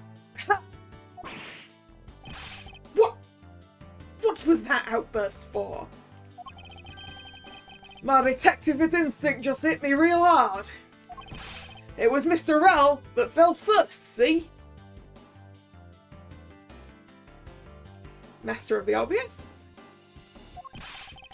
You don't need a detective instinct for that. It's common sense. But I suppose we won't know much more than that until after I examine the bodies. And I won't rest until I've inspected every suspicious-looking nook and cranny. Okay, I would like to look at the bag of blood.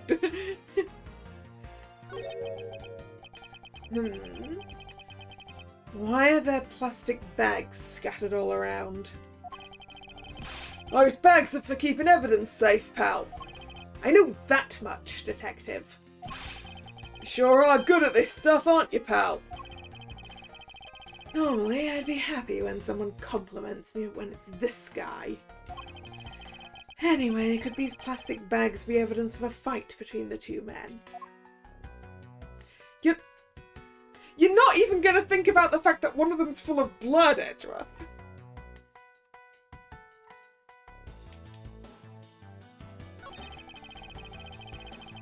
Looks like Mr. Faraday died while holding the gun in his right hand.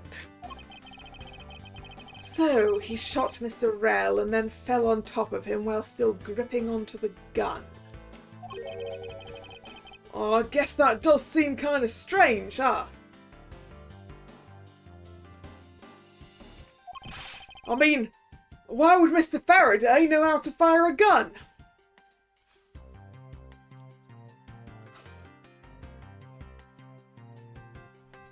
It's not that hard, Gumshoe.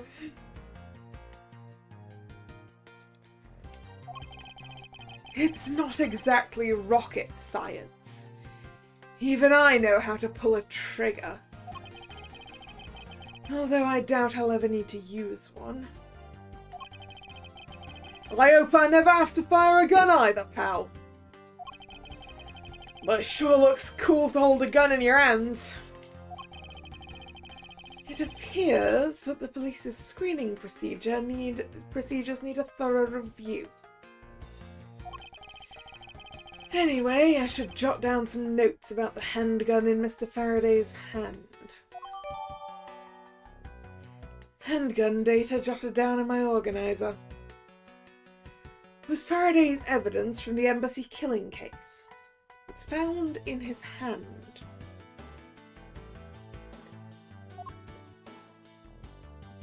Alright, let's look at the knife. Looks like Mr. Rell died with the knife in his hand. There's some blood stuck on it. Then he must have used this as a weapon. Yep, no doubt about it. Was Mr. Faraday carrying this on his personage? Did he bring this as a piece of evidence for the trial? Or did he bring it with a very different intention in mind? Also, more importantly, Edgeworth, is that knife illegal? I mean, possibly not in this world. Pretty sure it's illegal here in the UK, though. If it's a butterfly knife, like it looks like, anyway.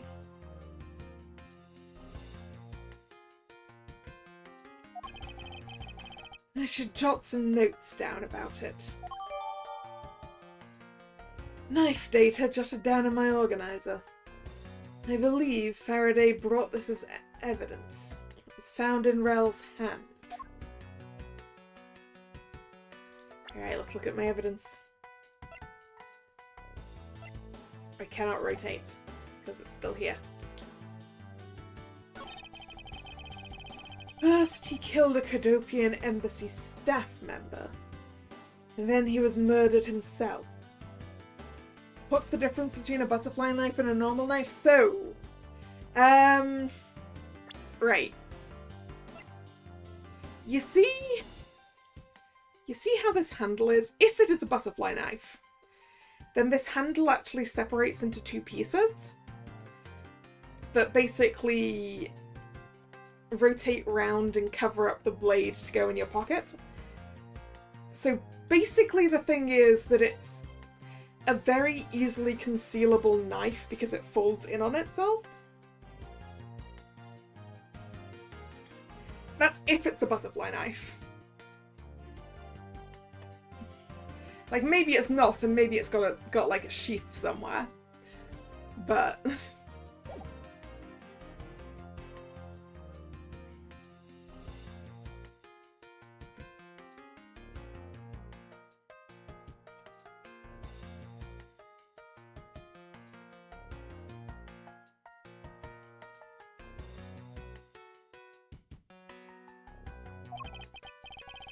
this guy wasn't exactly an angel, you know.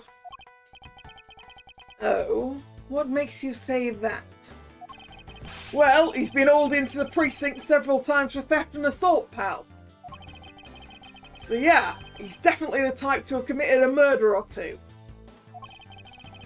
Well, he did admit to killing Mr. Dead Man. Hey, good point, pal. I knew my detective's intuition was telling me something. Detective's intuition. Yup.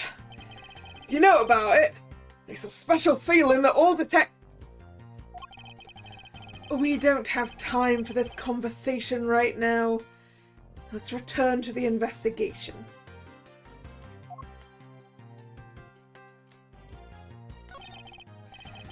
Mr. Faraday.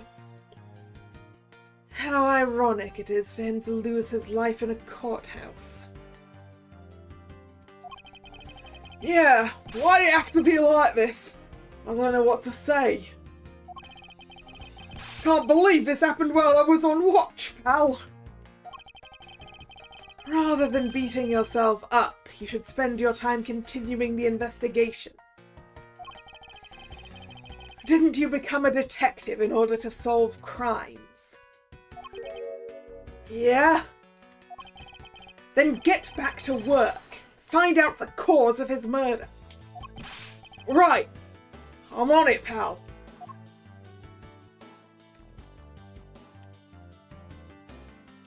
Is that it?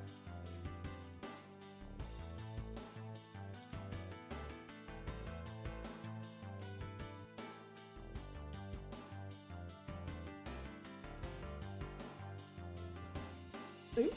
Aha! Yes, there's a scuff on this hand. His hand is all black down here, see? I wonder what it could be.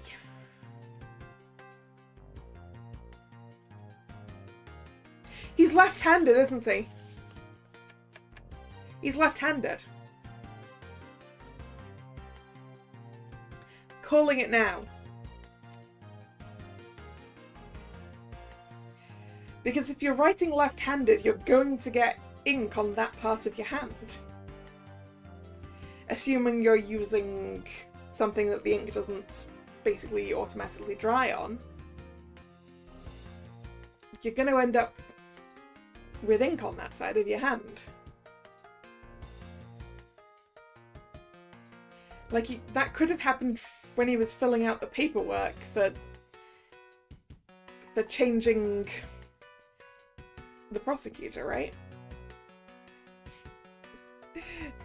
Yeah, that was what I'm getting at here, Carl, because I don't think these two killed each other, and I didn't think they killed each other even before I saw the bodies.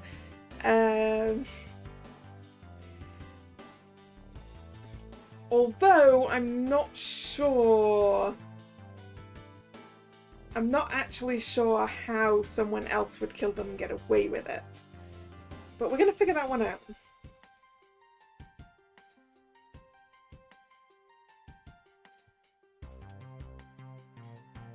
But I don't think they killed each other and ended up in this position. I don't believe it.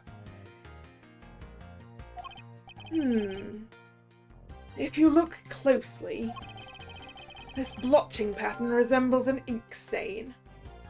Yes, it's ink!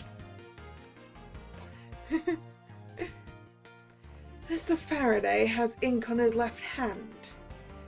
Why is there ink on such a place anyway?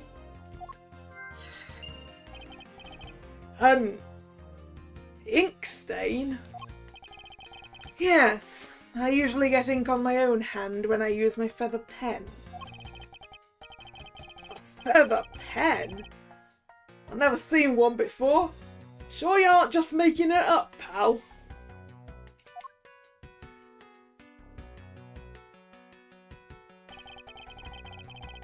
Mr. Rell's cause of death was being shot, correct?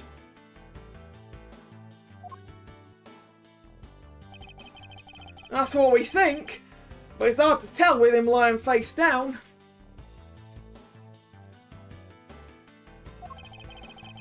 Death is bad enough, but it's truly lamentable that someone would try to hide the truth. Are you sure they were trying to hide something? Oh, absolutely sure, Gumshoe. I can't confirm Mr. Rel's cause of death with his body positioned like that. Detective Bad, I'd like to examine the bodies in further detail if possible. What's this? You're not able to form a theory with them the way they are? Franziska, you may be willing to make a case without all of the clues, but I'm not. It would be really embarrassing if you decided one thing and then when you looked at the post-mortem, your theory was incorrect, Franziska. It would be really embarrassing. Because then people would be like, what made you think that? It's clearly this. You know? I believe an examination of the bodies is vital to finding the perfect evidence, don't you? I suppose you do have a point. Well, hurry up and get on with it. Labby? Yes, sir. We've taken enough photos of the scene, sir. And there you have it.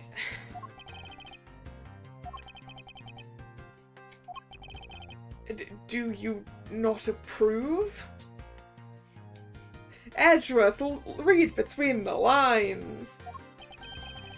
Of course not. What?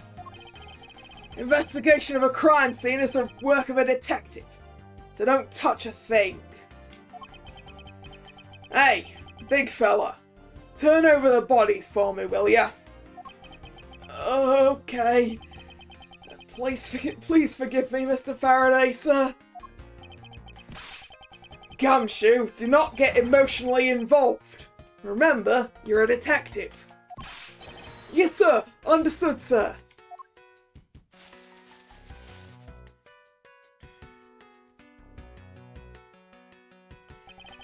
Well, it does in fact look like a stab wound and a bullet wound, and they're both really suspiciously similar places.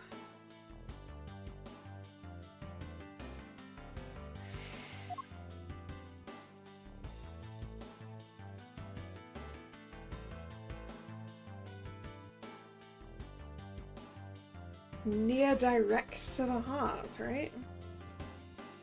Also, fountain pen. There's something in his breast pocket. It's fountain pen. The fountain pen in Mr. Faraday's pocket has an especially nice nib. Hey, you know, I always keep a pencil behind my ear. Because Detective Bad is always telling me. You should always write your name on everything you own. Yes, somehow you do strike me as quite a forgetful individual. Right, I would like to make me a connection between the ink stain and the fountain pen, please.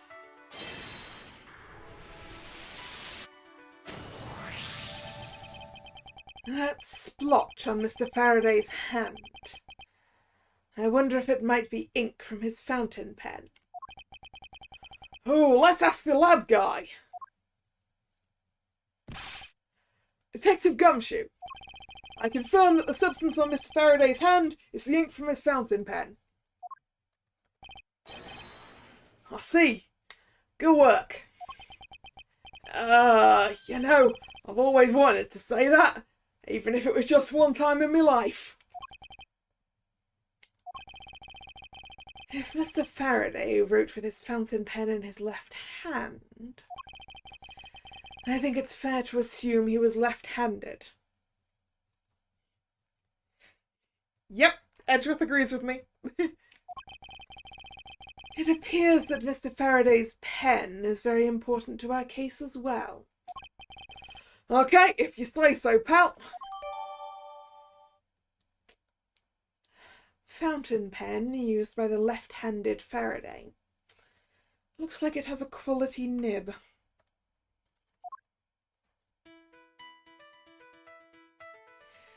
I would also like to do a connection between the plastic bags on the table being neat and the plastic bags on the floor being not.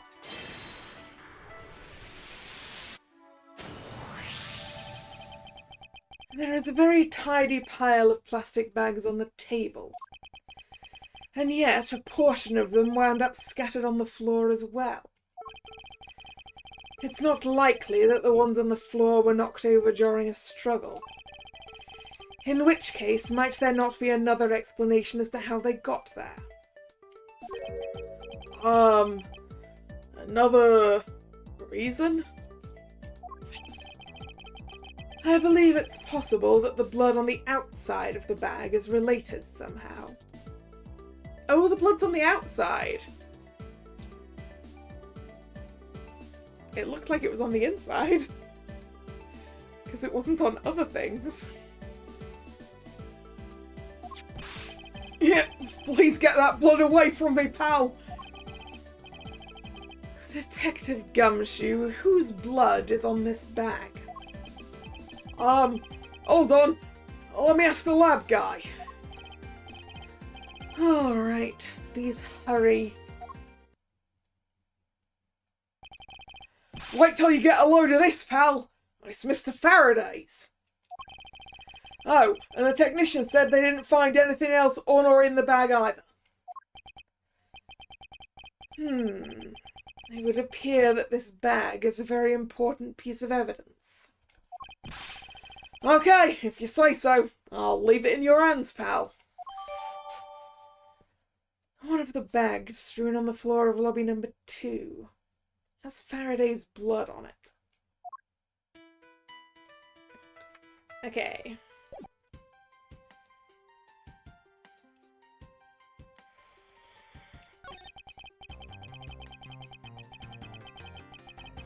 It looks like Mr. Faraday was stabbed with this knife that Mr. Rell is holding. Youch! What's wrong, Detective? My stomach started to hurt just from thinking about being stabbed. Just keep your mind on the case, alright?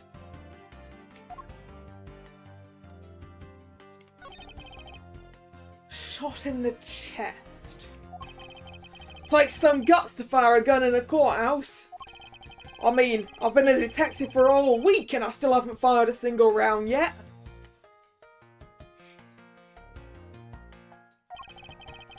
There aren't any burn marks on his clothes, which means he was shot from a distance, which is another strike against them being, like, on top of one another. Wait, burn marks? A round grows very hot as it's just charged from a firearm. Therefore, burn marks are usually left when a shot is fired from point-blank range. Ergo, Mr. Rell must have been shot from at least a yard or two away. Yard is 3 feet, right? Or close to a meter.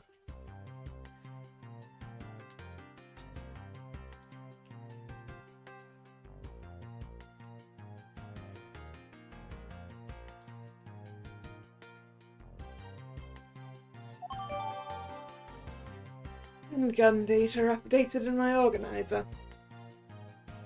Found in Faraday's hand. Bullet that killed Rell was fired from a few yards away. You sure do know a bunch of neat stuff for your age, pal. Apparently, this detective has as much common knowledge as your everyday marsupial. Which marsupial, though, Edgeworth? Which marsupial? Are we calling him a kangaroo, or a wallaby, or a wombat, or a koala, or... different kinds of marsupial, different kinds of marsupial. I'm definitely missing some.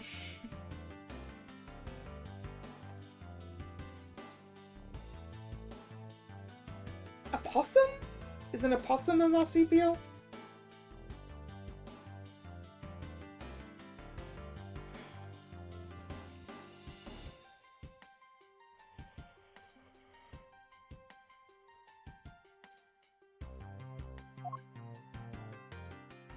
Anyway. There's nothing up with his hand. There's a knife wound in his chest here, see? I wonder if the wound matches the knife Mr. Rell is holding. Labby? Yes, sir. Verifying now, sir. Make it quick. From the look of things, one could deduce that the knife Mr. Rell is holding is what killed Mr. Faraday. Let us now try to understand how the two men died. First, Mr. Faraday took the gun and the knife out from today's trial evidence. Then he aimed the gun at Mr. Rell and fired. However, Mr. Rell managed to grab the knife and counter Mr. Faraday while being shot. Then the two men fell together where they stood. That is my theory in any case. Well, yeah, because it can't have happened the other way around. It can't have been stabbing then shooting, because the gun was fired from further away. What a crazy way to go! Still, something about that explanation just doesn't seem right. Crime scene notes jotted down in my organiser. Notes pertaining to Bern Faraday and Mac Rell.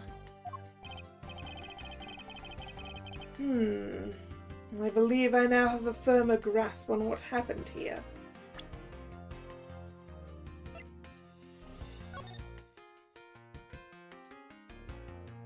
Bern Faraday, age 40, Mac Rell, age 32.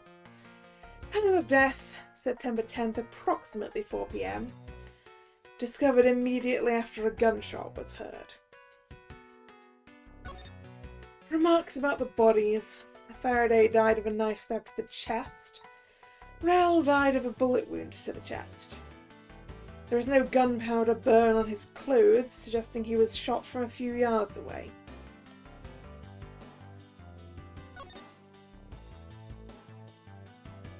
Image of the scene. Okay.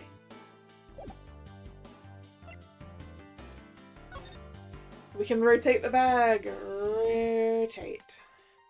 Okay, it does look... Is that sealed or not? I'm not sure. This blood here is from Mr. Faraday, but there are no other clues to be found. Which begs the question. Do I need to put this bag inside another bag in order to preserve it as evidence? That is an important question. Does the evidence bag need to be in an evidence bag? Probably.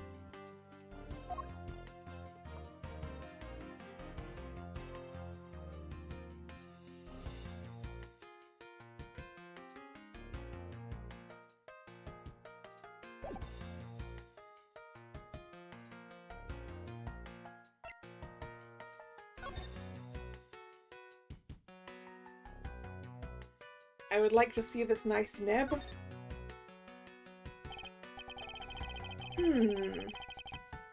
It seems Mr. Faraday was in the habit of using very nice fountain pens. That's the total opposite of me! I don't get these things at all. Well, I think the pencil behind your ear suits you just fine. Man, I haven't used a fountain pen since high school.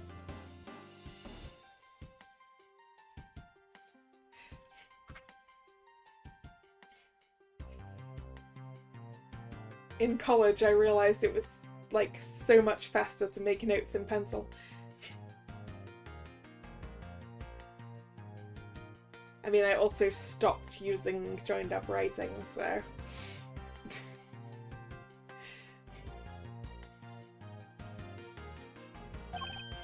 Really? You think so, pal? Man, I knew it was worth something. That wasn't exactly a compliment, Detective.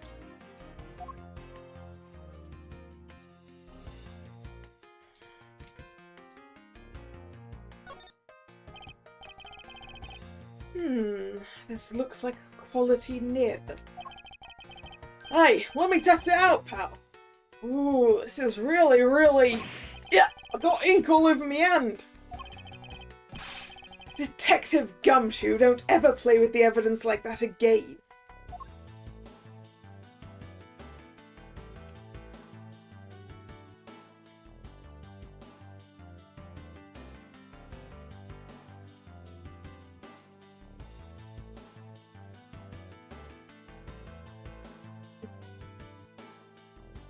Yeah, it looks like that's everything.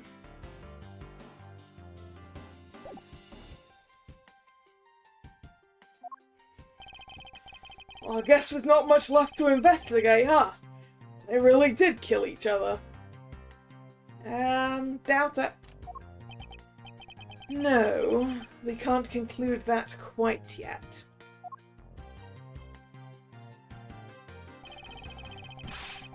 There's still something I find very peculiar here. The theory that they simply killed one another is too simplistic in this case.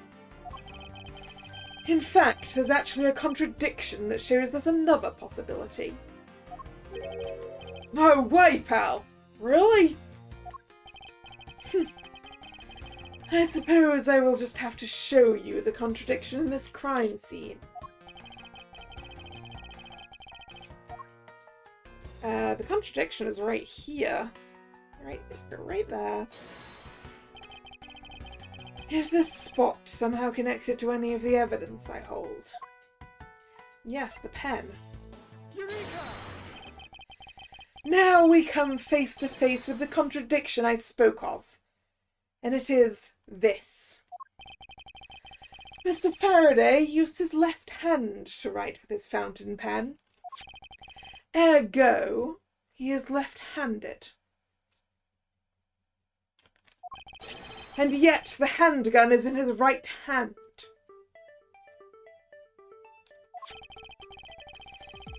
Don't you find it odd that the left-handed Mr. Faraday would hold the gun in his right hand? That, lady and gentlemen, is the great contradiction haunting this crime scene. Hey, you're right, pal. That does seem kind of strange. But how could something like that happen? The facts add up to one conclusion and one alone. Someone else put the gun in Mr. Faraday's hand after he died. Someone else? Plastic bags scattered on the floor and a gun in the wrong hand. I sense the presence of a shadowy figure behind this case. A person of vile intent who is serious about keeping the truth from us.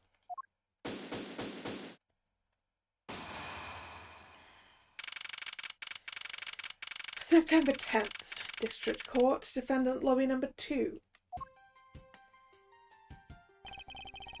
Here's the autopsy report. It is probable that Mr. Rell survived for a short time after he was shot. However, Mr. Faraday died instantaneously from his stabbing. Interesting. Crime scene notes updated in my organizer. It looks like we now know everything we need to know about this case. Are you sure we know everything? Of course. The incident began with Mr. Faraday attempting to get his revenge. The prosecutor went into a rage from being accused and tried to kill the defendant. But the defendant fought back and they ended up killing each other. It's all very clear and simple. There is absolutely no margin for doubt. Do you really believe that to be the truth? Are you saying that just because I figured out the truth before you, that you don't want to believe it's true? Yeah. It's all right. If you disagree with my argument, then prove me wrong. Well, if there are any contradictions to be found, that is. Don't worry, I will.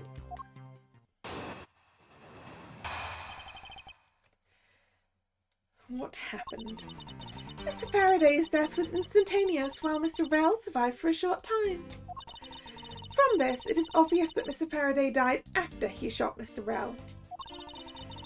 And Mr. Rell, while on the brink of death, stole Mr. Faraday's knife and stabbed him. Those are the facts of this case. Mr. Faraday's death was instantaneous, therefore he must have attacked first. Proving that logic to be false is probably the fastest way to show her that she's wrong. In that case, I should first look for any holes in her theory.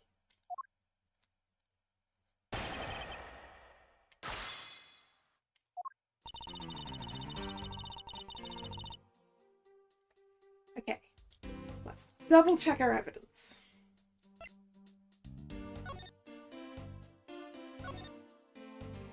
Faraday died of a knife stab to the chest. The shock from the stabbing caused instantaneous death. Rell died of a bullet wound to the chest, no gunpowder burn. Well, it's possible he was alive for a little while after being shot. Well, possible isn't definite, though.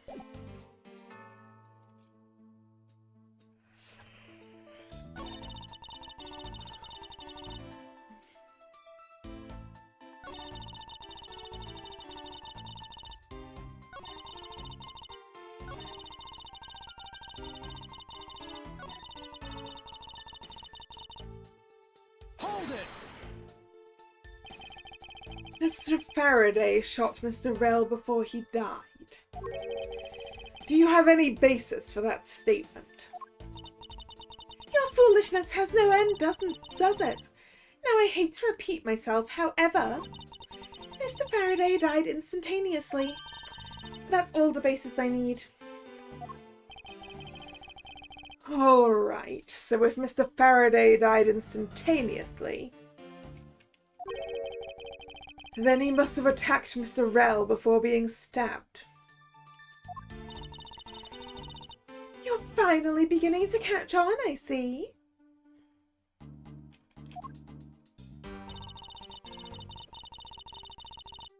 Hold it! So you believe the dying Mr. Rell stole the knife from Mr. Faraday? Mr. Rell became desperate as he did not want to die. Human beings can do amazing things when they're put to the test.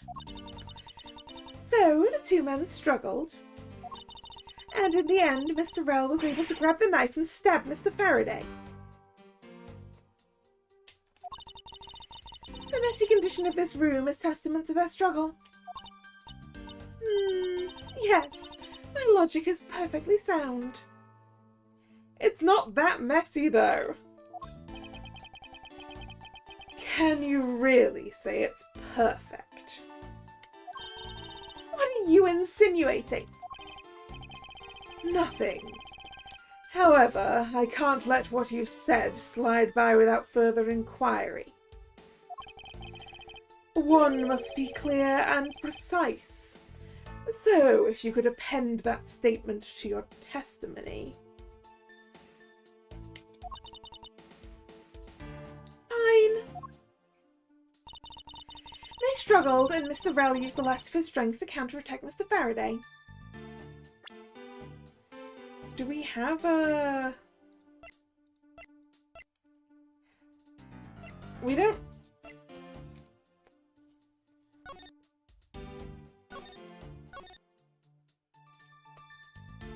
We don't actually have an entry in our evidence for the suspiciously neat table.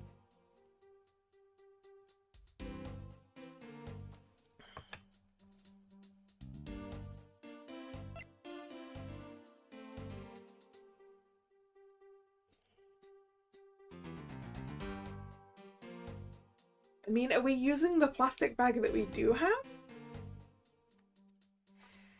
It has Mr. Faraday's blood on it.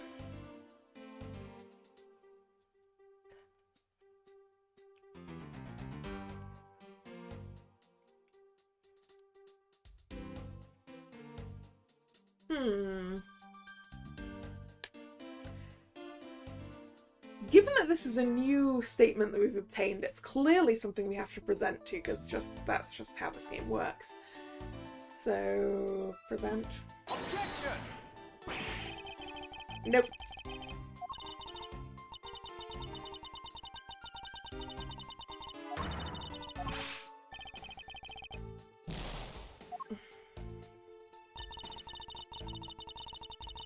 Alright, let's just press it then. Hold it! About this statement. Mr. Rell used all his remaining strength to take the knife and defend himself. One can easily see how they had a violent struggle. Of course, there's nothing compared to what my riding crop can do.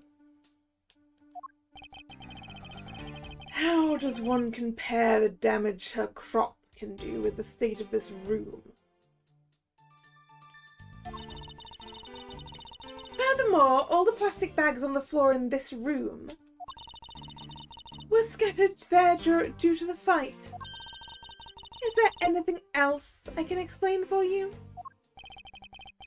No, that will be fine.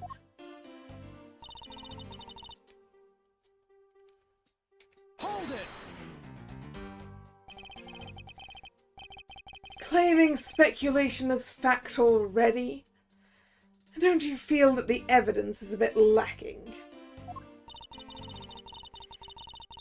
You'll find all the evidence you need just by looking around this room.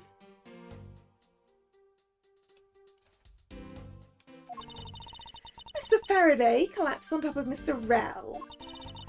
In addition, Mr. Faraday died instantaneously, making a counterattack impossible. Furthermore, the room is a total mess from their fight. Not total. I dare say there's more evidence here than you could whip a whip at. It looks like she's becoming more and more confident. And, looking at this place, she might have a right to be. After all, everything here seems to support her theory. It looks like you're starting to see my point. I've as good as won our little competition. There's something strange about Franziska's theory. I should compare her claim with the data I've gathered thus far. I just know there's a contradiction somewhere.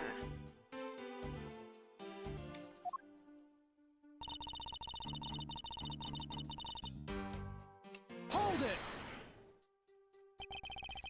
Do you truly believe that Mr. Faraday died instantaneously? I have the murder report right here. Mr. Faraday died instantaneously of shock due to being stabbed in the chest. There, you see, it's been documented clear as day. That doesn't necessarily mean it's true, Franziska. Yeah.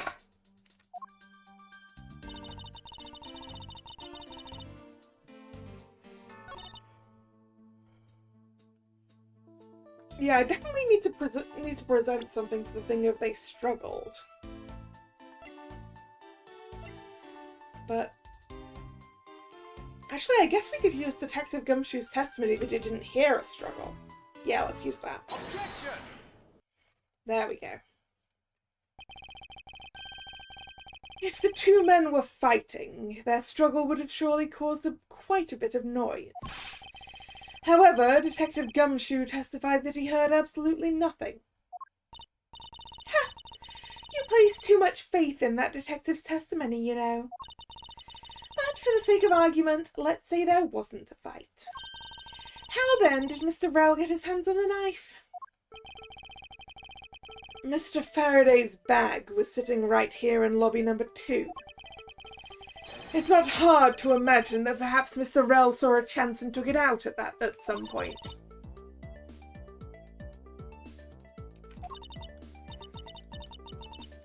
So, what you're saying is this. Mr. Rell took a chance when he saw the opportunity and took a knife from the bag. And then Mr. Faraday shot Mr. Rell after being stabbed? Well, it could have been before being stabbed.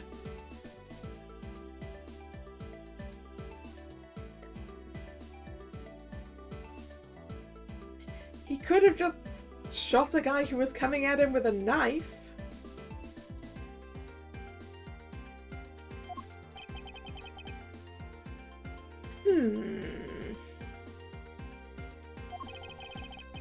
Isn't there something strange in Franziska's statement just now? Yes. Wait, something doesn't add up. Oh, really? It's simply not possible for Mr. Faraday to have shot Mr. Rell after being stabbed. Take that! According to the coroner's report, Mr. Faraday died instantaneously, meaning that he died immediately upon being stabbed by the knife. Ergo, he could not have possibly have fired the gun after that.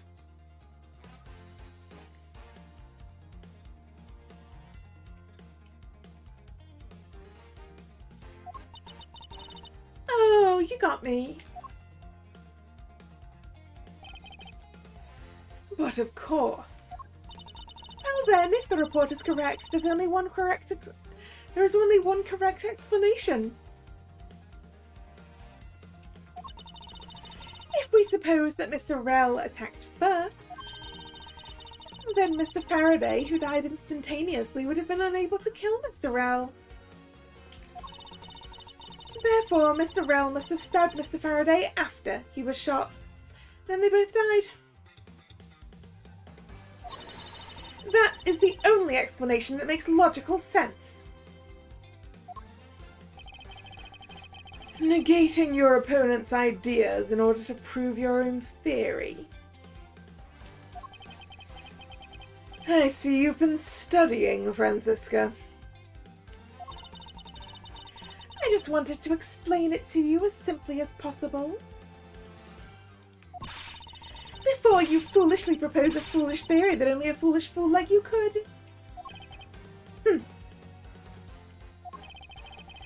How naive of you to believe that only your options are valid. Sorry, to believe that only your opinions are valid. And still expect to discover the truth that the crime scene offers you.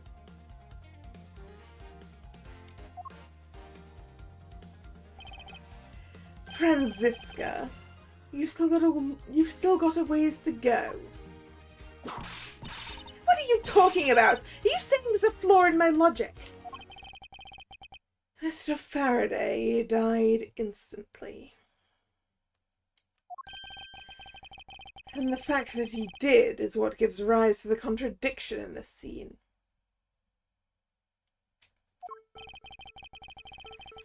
The contradiction here in the crime scene is the order in which the bodies fell, given that he had to have died instantly, right? Yeah.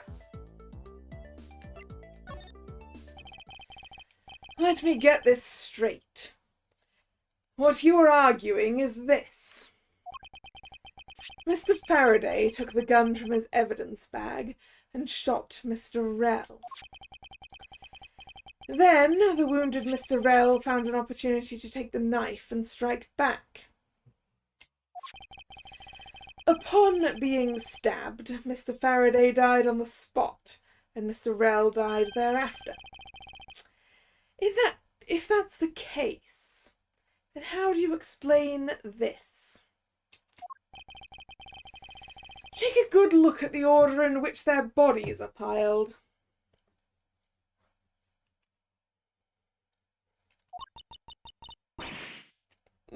No! Mr. Faraday's body is lying on top of Mr. Rell's. Therefore, Mr. Rell must have died before Mr. Faraday. Unless Mr. Faraday, like, fell on him and kind of pinned him to the ground.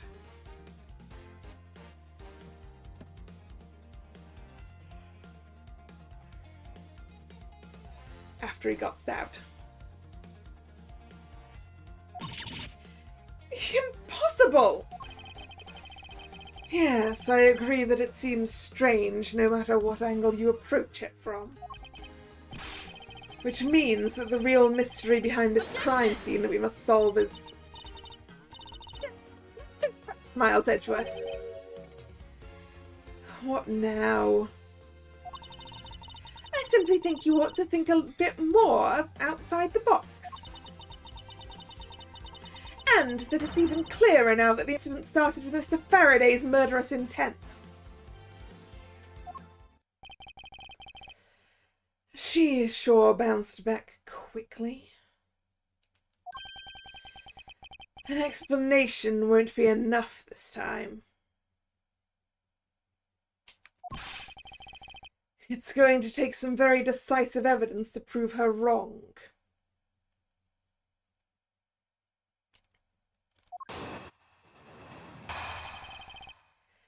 What happened? Part 2.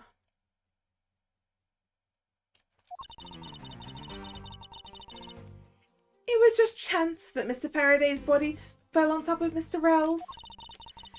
The two bodies fell into a pile, which indicates that they attacked each other at the same time. It really doesn't matter in the slightest that they fell in the opposite order.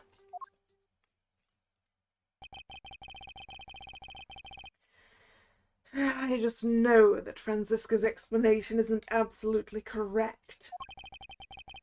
All I have to do is find a hole in her logic. Once I do, I can then present her with the evidence that proves the contradiction.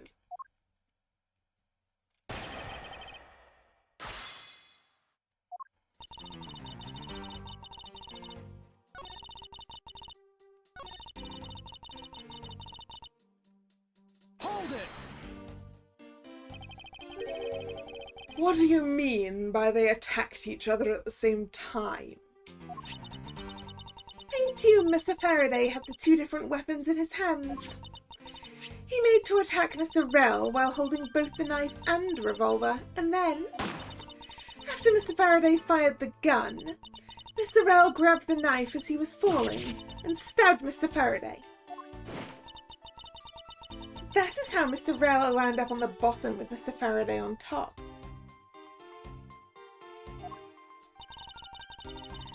At close range, that is more than possible. Yeah, but it wasn't at close range, Franziska. Yes, it's possible, but... Well, if you have any other ideas, then show me what you've got. Oh, I will. And to that extent, I'd like for you to append what you just said to your testimony. I don't see any point to that, but as you please.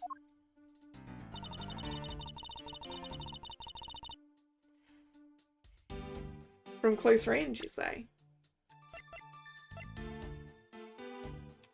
Objection!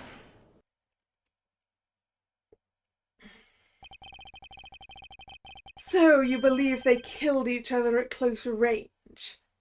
Sorry, but that's impossible. Just as it is written in the crime scene notes. The firing of the handgun did not leave a gunpowder burn on Mr. Rell's clothes. Therefore, Mr. Rell and the gun must have been separated by a distance of at least 2 or 3 yards. Yeah! Yes, this is by far the biggest contradiction. The two bodies are piled on each other, yet the gun was fired from a distance. And with there being no chance that Mr. Rell moved that far after being shot, that leaves only one possible explanation. What a complete completely foolish line of foolish thought from a thoroughly foolish fool. If I'm not right, then who was it who made the first move with the intent to kill? Huh? Who? The person that attacked first with murderous intent. That would be...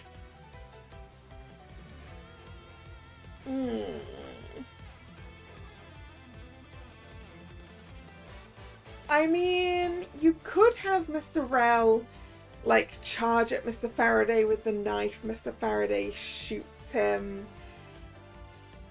Mr. Rell's momentum carries him further in to do the stabbing, and then they both fall over. Doo-doo. I kind of want to say neither, though. But I'm not sure how you explain an extra person, but you've got to explain an extra person, otherwise the stuff doesn't work. Given that Mr. Faraday has the gun in the wrong hand, so neither. Here in this room, contradictions appear no matter which man we claim attacked first. Thus, there can be only one explanation. There was a third person here. It was that third person who killed both Mr. Faraday and Mr. Rell, and set their bodies up to make it look like a double murder. That third person is the real culprit. Okay. Kalla theory time. I think the real murderer is either Callisto Yu or Manny Kochan. Probably Callisto Yu, though. I think the real murderer killed both of them earlier than the gunshot was heard. The gunshot was probably played by the TV in order to establish a timeline, you know, an incorrect timeline.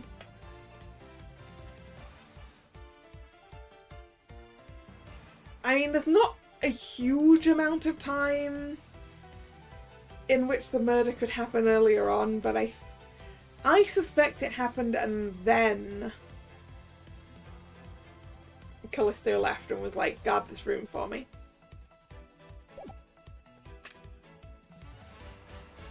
That third person is the real culprit. Miles Edgeworth. There's just one thing you're missing. Evidence, correct? Exactly. Everything you've said up until now is nothing but a story played out in your head. However, this is where the real test begins. Can you prove there was a third person involved in this crime? Of course. If a third person was truly here, that fact would resolve the glaring contradiction. The proof this has all been a setup, made to look like they killed each other.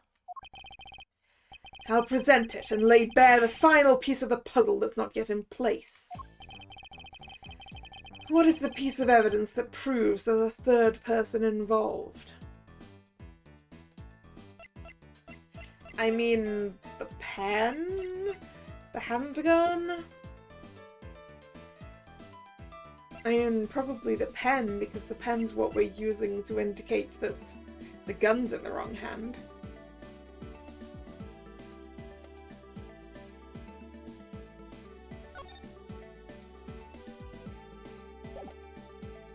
Take that! Nope, not the pen.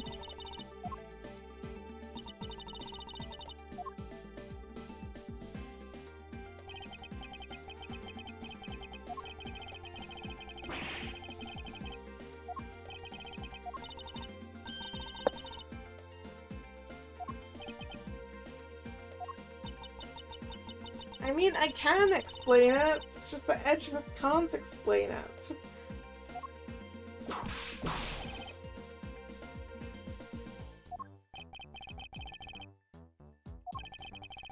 Okay, then we pick the gun then.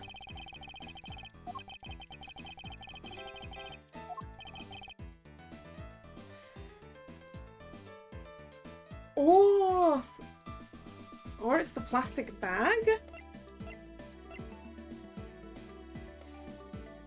Is the blood on the bag or in the bag? Because those are two different things.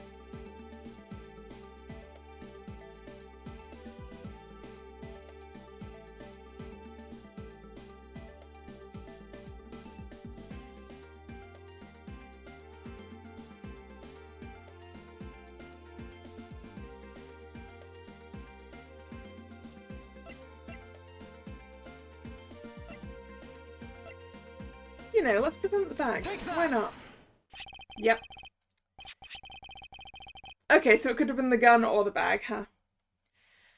The gun in Mr. Faraday's hand and the plastic bag with his blood on it. These two items point to the presence of a third person. How so? Recall Detective Gumshoe's testimony. I was in the hallway the entire time, but I didn't hear a single peep of a struggle. If there wasn't a struggle in this room, then there shouldn't be any plastic bags on the ground. Meaning that someone else must have deliberately scattered them around.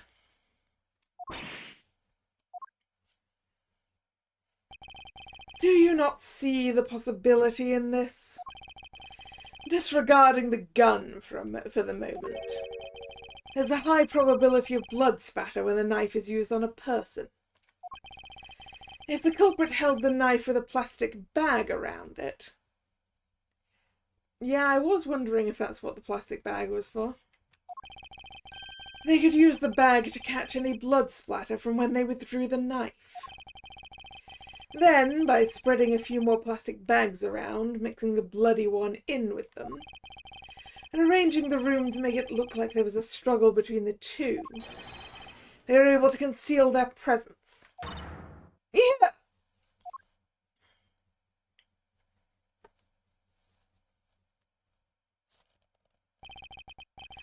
Looks like we've still got a long way to go in this investigation. Yes. Objection.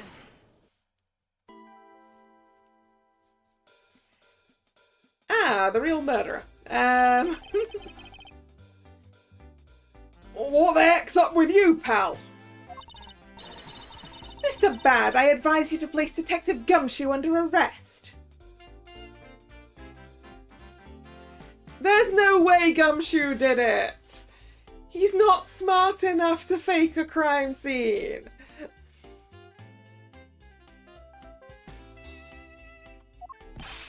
What? What's the meaning of this? Looks like you're not man enough to discipline your insubordinates. Don't you dare! That detective claims he was there standing in front of the door the entire time. But I have it on good authority that it was all a giant lie. Miss Yu, I ask that you please explain that last statement. I'll let his honour explain it himself. I saw it with my own eyes, I tell you. During the recess, there was a period of time where there was no one in the hallway. What? See, Mr. Bad?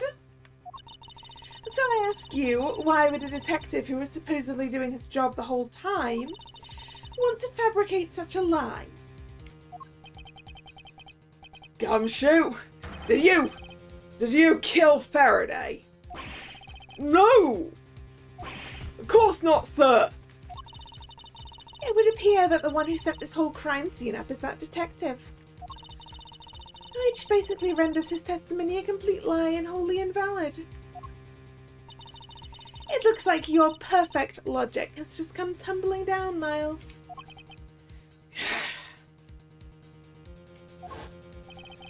I was in the hallway the whole time. I didn't hear a single peep of a struggle. Was that statement really a lie? Detective Gumshoe, you're now a suspect in the murder of 2 men. Now spit out the truth or so help me. I haven't lied to anyone, sir, honest. I really was there. I was in the hallway the whole time. Hold it! Detective Bad, I ask that you please do not act without my permission. After all, I am the one who is heading up this investigation, am I not? Don't talk like you know what's going on, boy. All I want is for this investigation to run perfectly.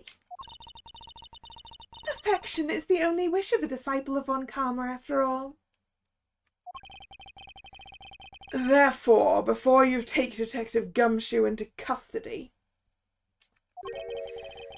I'd like to set the record straight on something. And what's that? What should I ask Detective Gumshoe about? I will think about that while I go and get some more water. I will be right back.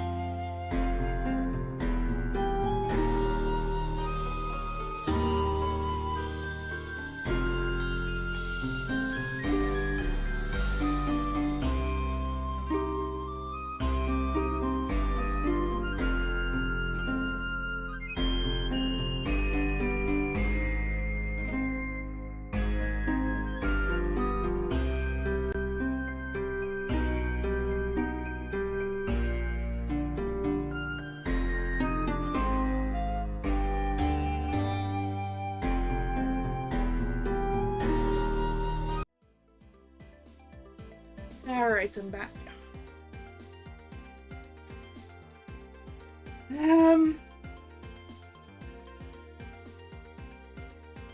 I think I want to go with state of the hallway.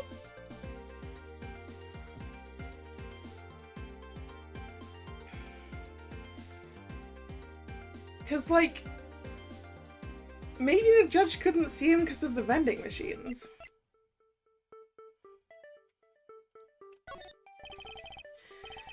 Detective Gumshoe, I take it that no one else was in that hallway at any time, correct? Huh? Of course not, pal. You're being awfully defensive. Might you be hiding something from me? Watch your mouth, pal. Can't go around saying stuff like that about me without any evidence. I mean, wasn't Kay in there?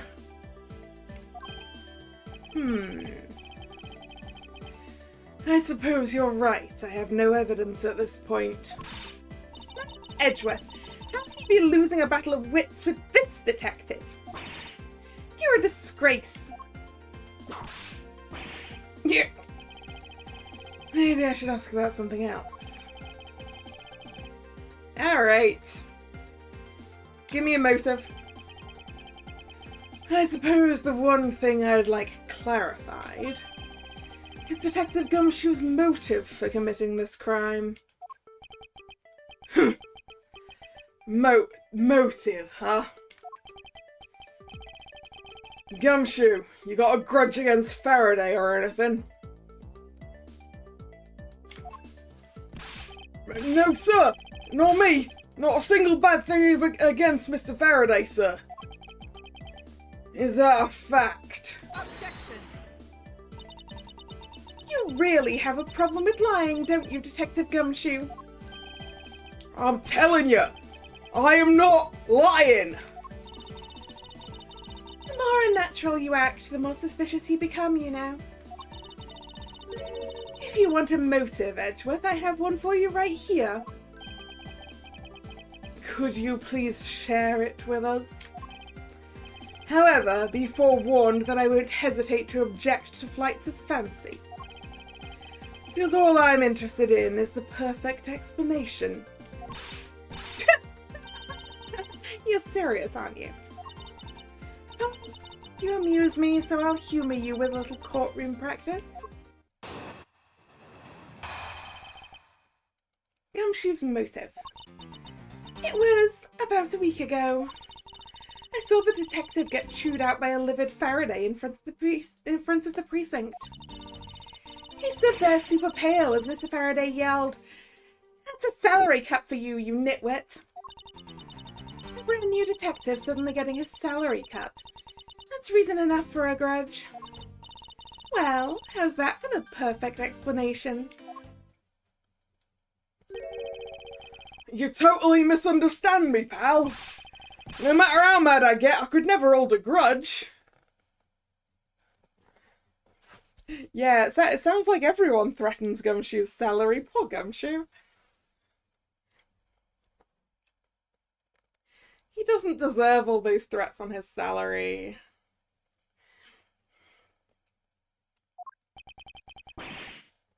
Quiet. I can't trust anything you say. Sir. There's nothing wrong with the motive she proposed per se. But there are some gaps in her logic that need to be filled in.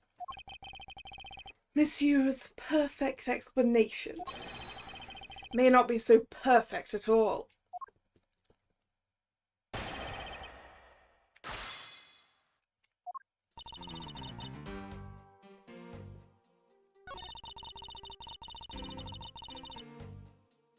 Hold it! Mr. Faraday was upset. Yeah, you know what else? Mr. Faraday isn't exactly known to get angry often. There he was, totally beat red in the face. Ahem. And the offending detective just stood there, pale as a ghost, like he was about to die. Just like the face he's making now, right? Yeah, I'm completely innocent, I tell you. The poor man. It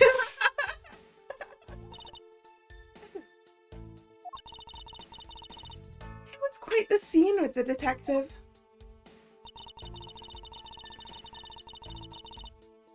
Hold it! You just stood there watching this unfold in front of you? Yeah, I have to say it was really enjoyable too. But that's why when I saw Detective Gumshoe earlier, I knew to steer clear of him. No way! I thought it was because I had something stuck on me face. Do! Huh? What have I got stuck on my face? Let's start with your eyes, nose, mouth, and those ridiculous eyebrows. Wow, you're mean.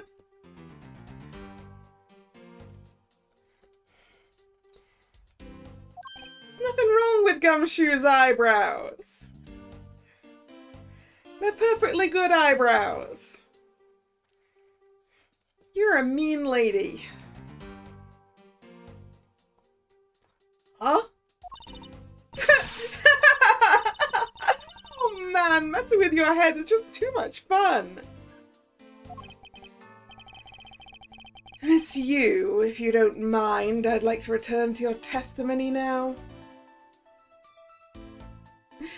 Yeah, that plaster is a thing stuck to his face. For sure, for sure. I assume that it is there because he cut himself shaving. Given the location.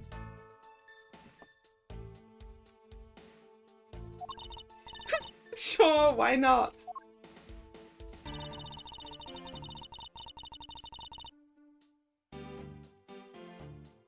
Hold it!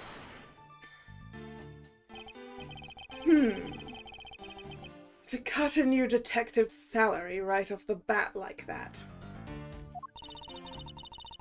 I'm not really familiar with the way you guys relate, but is that a common practice? Doesn't he still have it 7 years in the future? Yeah, I think he's still having difficulty with that that corner of his jaw.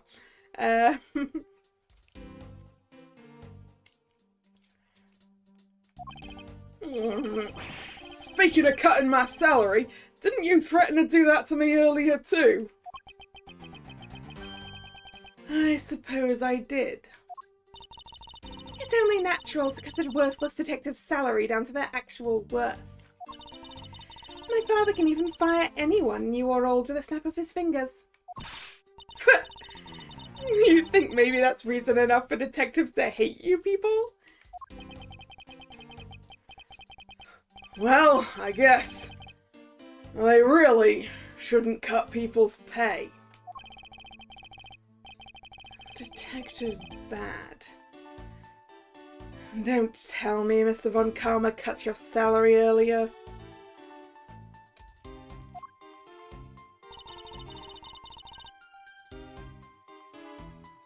Let's press the first one of these.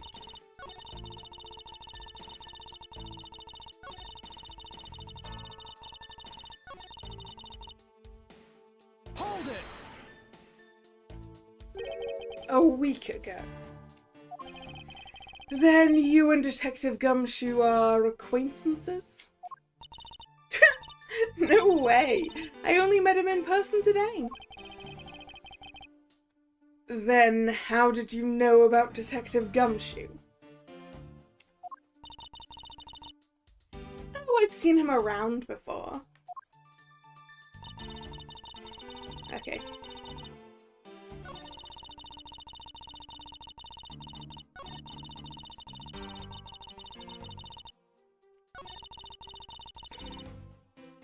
Hold it!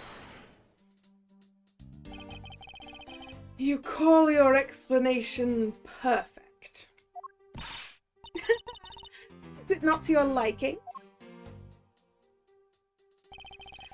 Unfortunately for you, it is just not up to my standards. Oh, is there something you want me to clarify in that case? What should I do? Should I raise an objection? Yes. Alright, if you could clear this one thing up for me.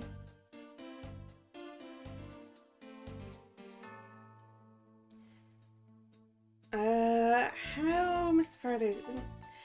Yeah, what's his motive for killing Mr. Rel, though? I understand Detective Gumshoe's potential motive for killing Mr. Faraday. However, what about his motive for killing Mr. Rel? His motive for killing Rel? Like I would know. If there was no clear motive for both of the murders, then I doubt this incident would have occurred, wouldn't you agree?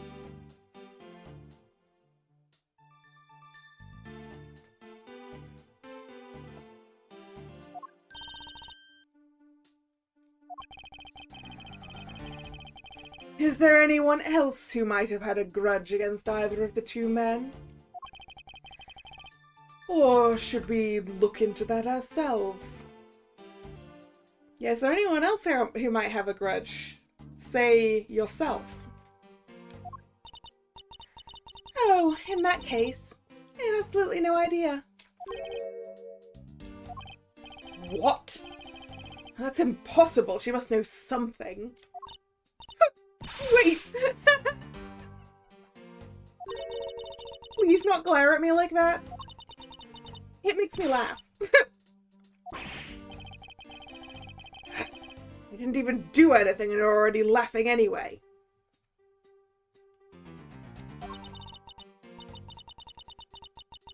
Well, anyway, the way I see it, as long as he had a motive to kill one of the two, this crime would have played out the way it did anyway. Oh? Would you care to explain your logic?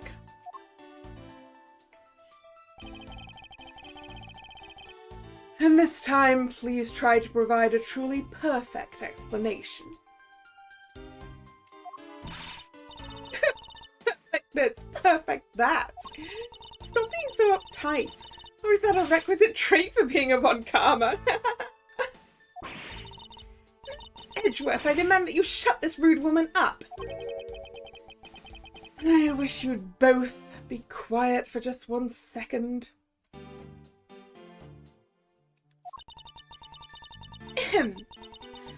Well, I guess I'll just have to explain it to you kids.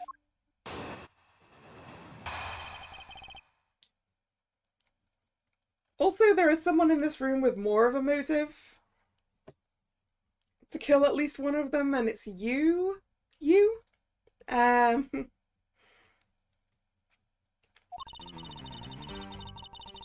no one out there with a motive to kill both Mr. Faraday and Mr. Rel. All you really have to establish is that someone had a grudge against one of the two men. Mr. Rel, who happened to be there, became a witness to Mr. Faraday's murder. Therefore, he was killed out of necessity and set up to look like they killed each other. Oh, is that your explanation as to what happened? Because that's what you did. Ha, ha, ha, lady, ha.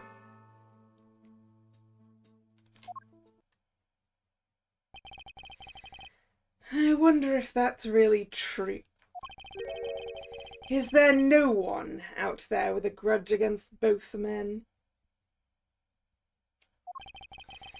I should take another hard look at the evidence for this morning's case. A second KG8 incident, as people are calling it, involving an embassy staff member. And the two men who both wound up as suspects in the case. Is there someone else I'm overlooking who is somehow related to them? Yes, Edgeworth. Can I just go, there's no one out there with a motive to kill both of them, and just go... Boo. Objection! Yes. Miss Yu, I believe there's someone you overlooked in making your statement. Or rather, is it because you'd rather not bring this person up? What do you mean? We are looking for someone with a reason to kill both Mr. Faraday and Mr. Rell. I can think of at least one person that fits the bill. He was the suspect in the original KG-8 incident, and a member of the Kodopian embassy staff, Mr. Manny Cochin.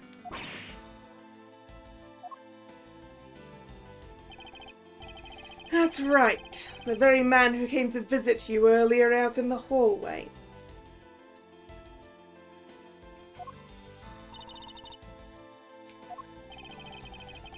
The man who killed a member of the Kodopian embassy staff, Mr. Rell, and the man who was the lead prosecutor of the KG-8 incident, Mr. Faraday. Are you telling me that Mr. Cochin has no reason at all to kill both of these men? Well, I suppose he might have a reason or two.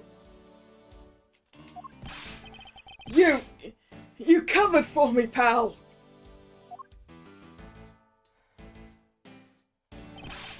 Maybe you're not such a bad guy after all. Don't get ahead of yourself. You're still a suspect. Make no mistake about that.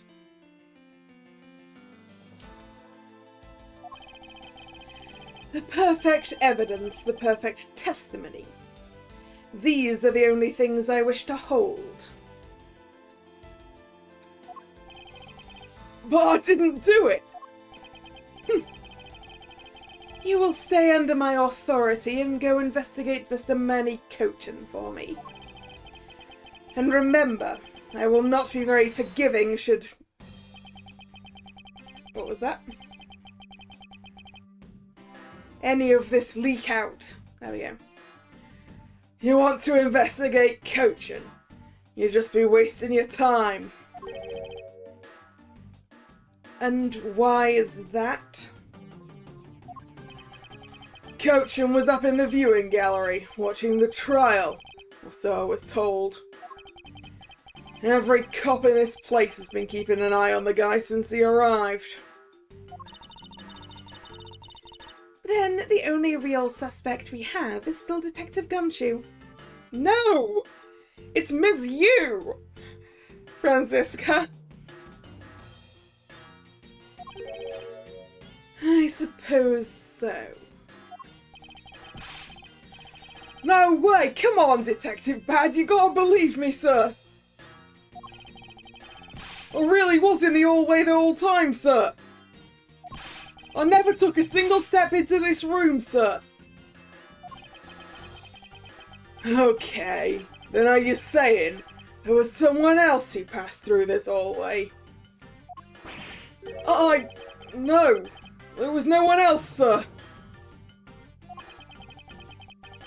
Then why should I believe you didn't do it? That is one incredibly foolish detective. Standing right in front of a crime scene all by himself.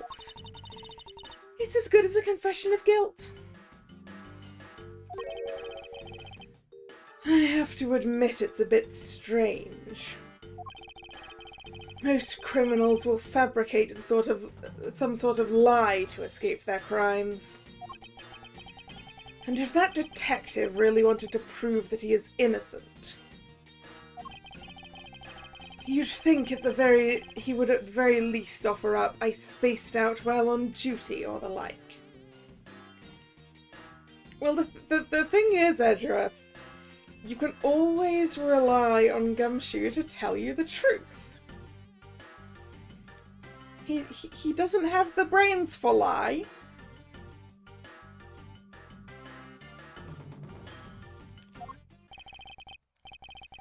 Come on, Gumshoe, time for your interrogation.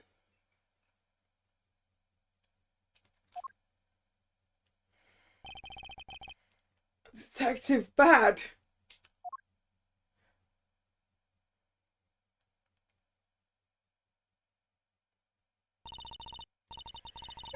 Edgeworth. I will go on ahead and report this to Papa. And that, as they say, is that. Right, everyone? Oh. Well, I suppose we should both be getting back to our real jobs now, huh? Before we do, Miss Yu, there's something I'd like to speak to you about. What is it?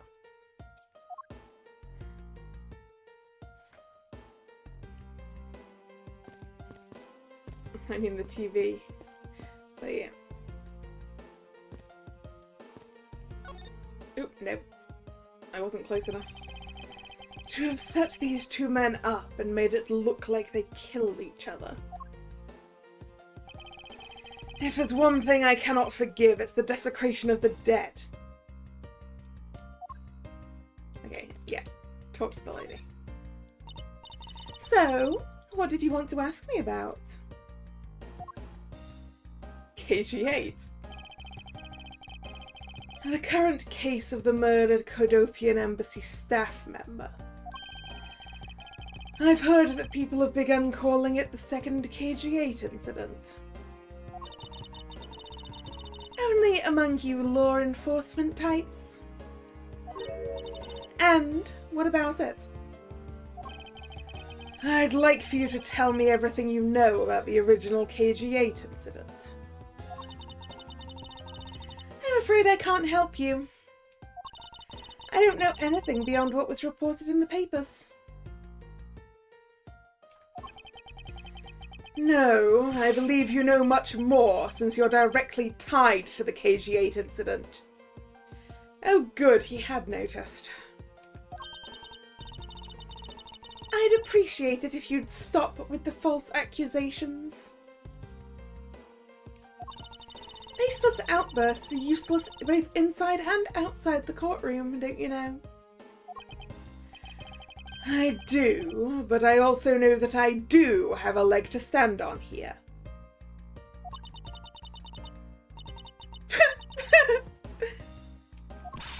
Think you can stop making that ultra-serious face in front of me?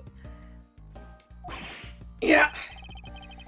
If you could please stop laughing just for 1 second. I'm not going to make any headway like this. I'm just going to have to show her exactly how related to the KG8 incident she is.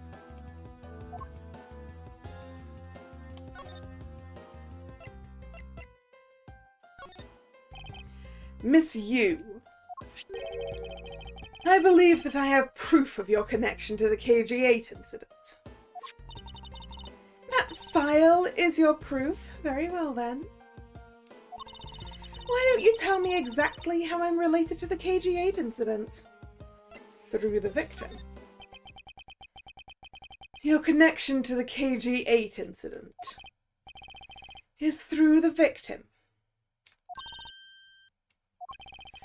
The victim's name is CCU. You will note that she has the same last name as you, and also a very similar face. Can you really still tell me with a straight face that you're not related to this case?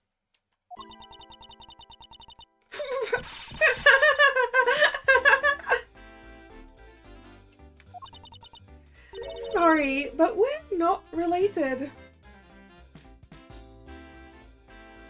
Do you really expect me to believe that? There's no way she expects me to actually believe that, right?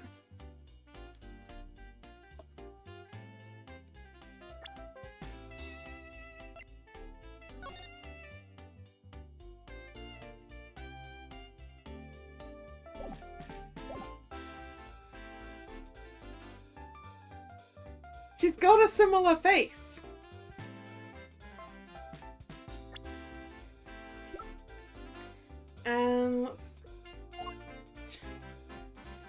Yeah, she's Callisto, you. Callisto. No, that's not actually what I thought. Never mind. What? Just kidding. You asked that question with such a serious look on your face. And I couldn't help but...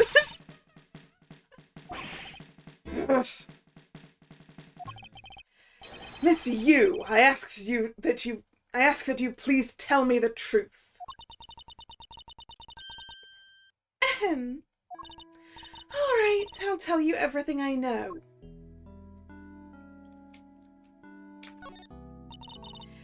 As you guessed, the one who reported the smuggling activities of the Amano group was my sister, CCU. As I thought. Also, your parents are terrible at naming, lady. I mean, I guess it's a personal opinion, but I don't think you should name your children using the same letter. Because it'll make post difficult to identify who it belongs to.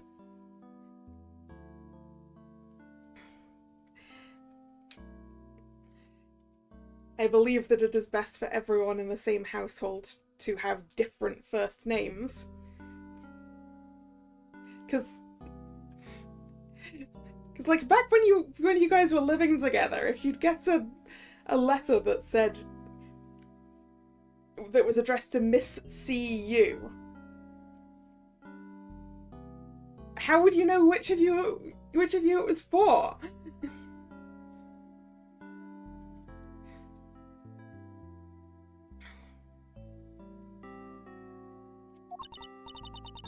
And she was killed right before she was going to testify at the impending trial. By Manny Cochin. Was she killed? Was she killed by Manny? Wait, Miss Yu, are you the lawyer that the smugglers are using? Did you have to get your own sister killed? Depends how often they get post. Well, yeah. And I mean, I guess it's less frequent now. But like correspondence from your bank and stuff. Like important stuff. I remember was typically just like initial surname.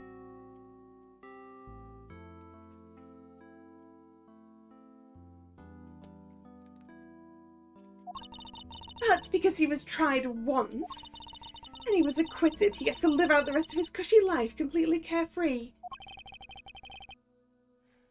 All because of a lack of evidence. No, I heard that the evidence to convict him did exist. What? I heard it from Mr. Faraday himself after Mr. Cochin's trial was over. Apparently, a man in black made off with the most important piece of evidence.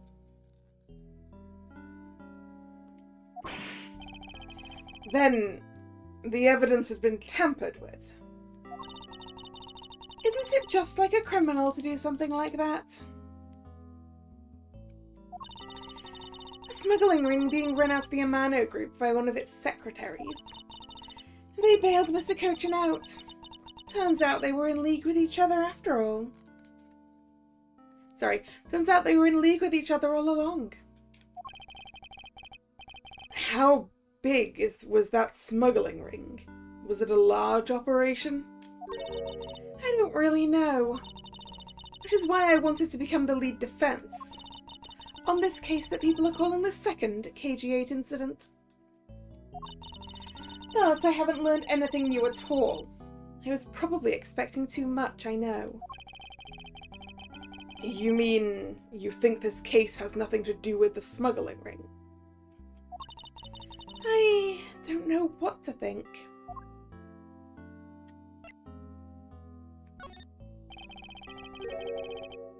Why did Mr. Cochin want to meet you earlier? Actually, he came to watch the trial.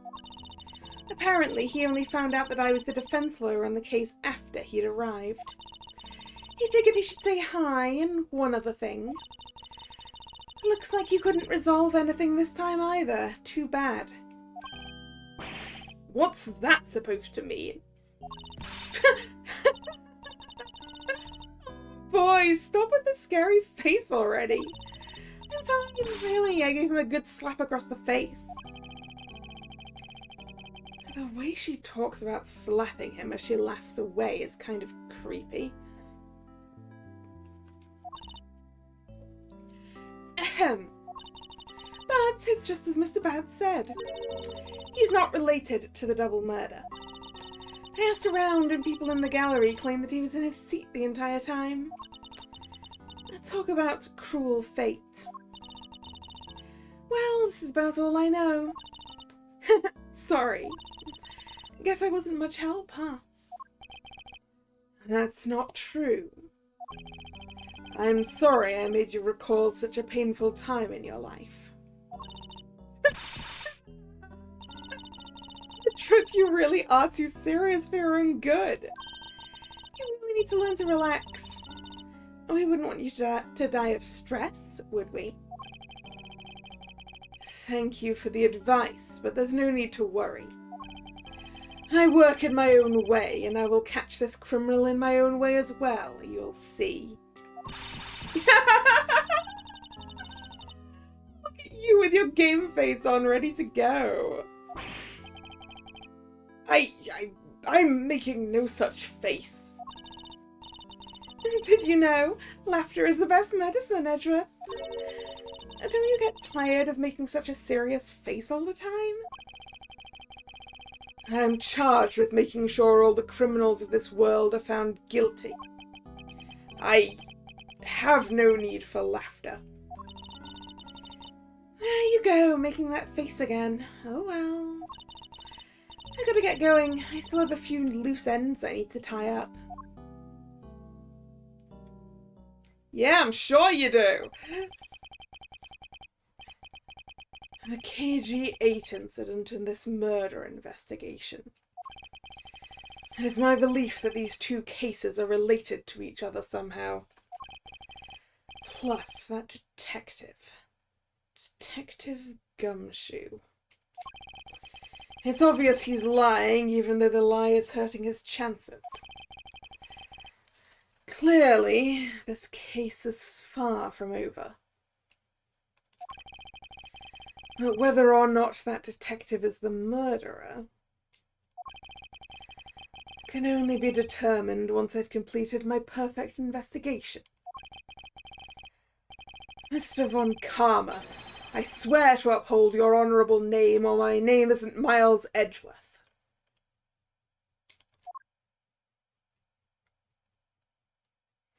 To be continued. Save. Middle. Onward towards the truth. September 10th. 4:45 p.m. District Court, 3rd floor lobby. Is the drinking fountain broken?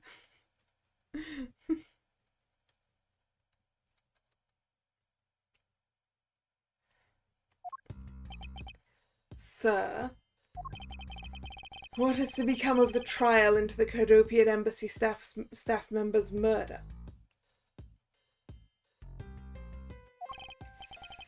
Indeed, since both the suspect and the prosecutor are now dead, the case will be dismissed. In other words, the trial ends here prematurely.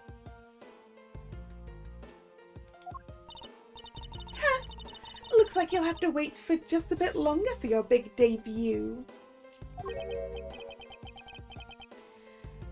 I suppose it can't be helped.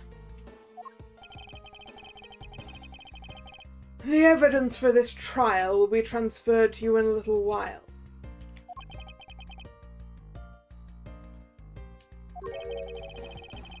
Sir, what do you think about the murder of the Codopian Embassy staff member?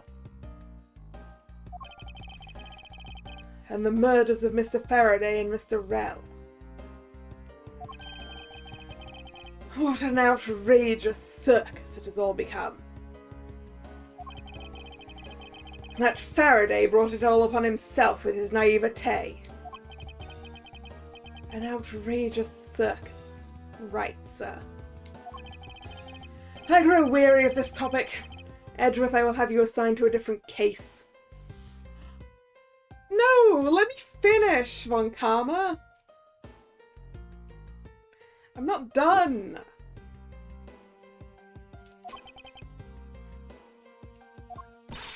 Papa, you'll come and watch my courtroom debut next, won't you? I'll consider it. Sir, if I may, please allow me to continue with my investigation. Whatever for? I know there's already a suspect in the murder of Mr. Faraday and Mr. Rell.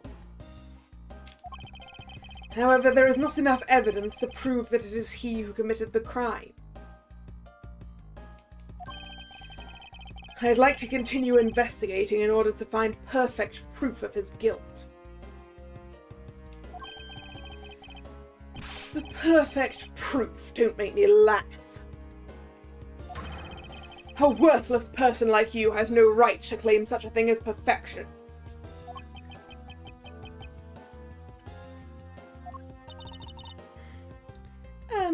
Papa? Who do you think is the real culprit behind these murders? Miles and I, we're competing to see who can find the real killer first. Plus, being able to investigate a real crime scene is a really rare opportunity. It would give us some real-life experience, wouldn't you agree?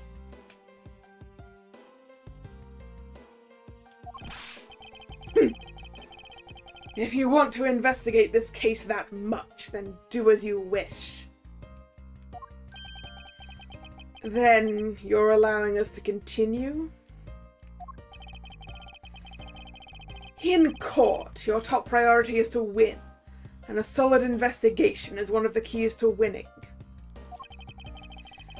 We have to make sure you become recognized as a first-rate prosecutor, don't we? It wouldn't be very interesting otherwise. Oof.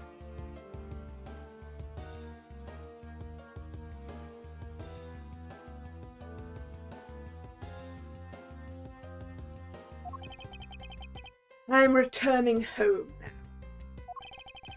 Edgeworth, Franziska, see to it I'm not disturbed, save for the results of your competition.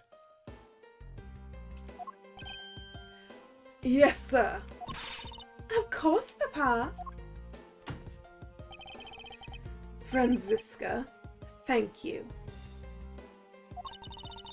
What are you thanking me for? Your logic earlier was built on that scruffy detective's lie. That means that the competition is still on. Yes, just as you wished.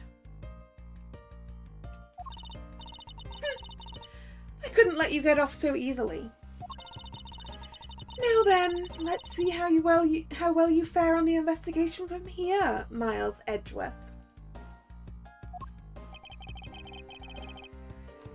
I know I don't have enough information yet. So my first order of business will be to question everyone involved in this case. Actually, my first order of business is to go see what this policeman's doing. Sir, nothing to report, sir. Is there no one who will make this man take responsibility for his actions on the job? Looks like we have no choice but to report this to Papa. Then this guard can have fun in a waking nightmare after being awakened from his dream. Actually, let's not. I kind of feel sorry for him now.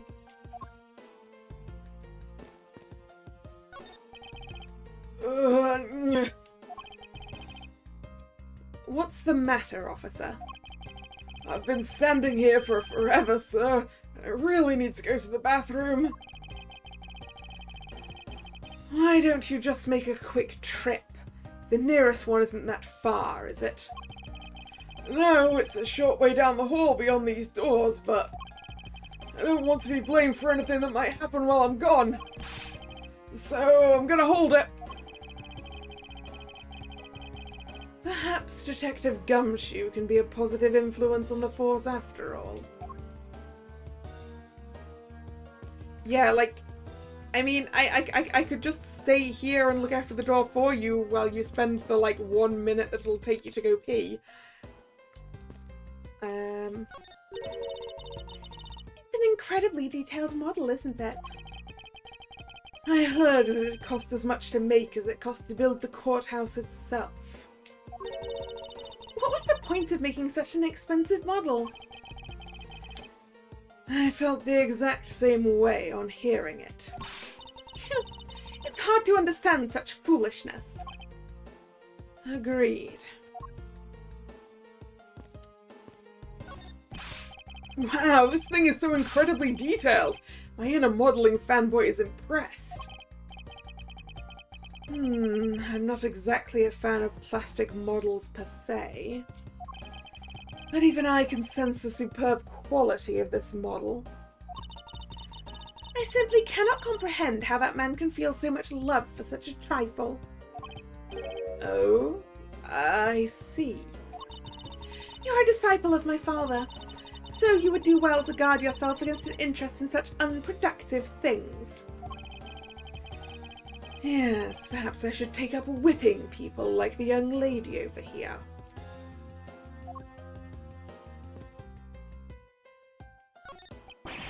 I can't stop the water, sir! It seems that the man who was here earlier broke it by drinking from it too much. Bunch of fools who pretended not to see the foolishly foolish actions of a foolish fool. Well then, why don't you lend the officer a hand? As if I should have anything to do with this. Besides, that water-drinking fool's mouth is the thing that officer should be covering. Let's give that officer a description of the water guzzler later. She seems to have quite the grudge. Sounds to me like someone wanted a drink. Okay, one of yous. Or walk through here.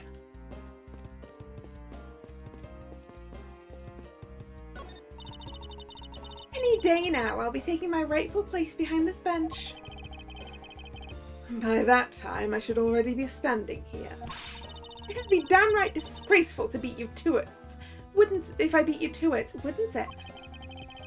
If that were to happen, Franziska, I'll eat my cravat.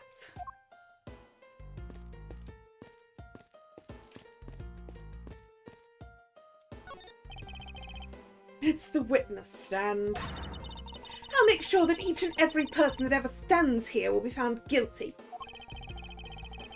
There are others beside the defendant that stand at this podium, you know. I don't care.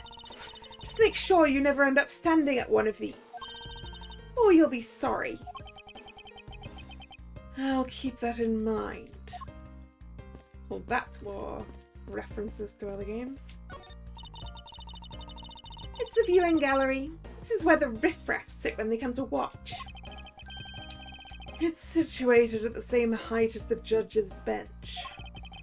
I wonder if that's to represent the intense scrutiny of each and every case from all sides. Man of Edgeworth, are you or are you not man enough to stand up to all those eyes?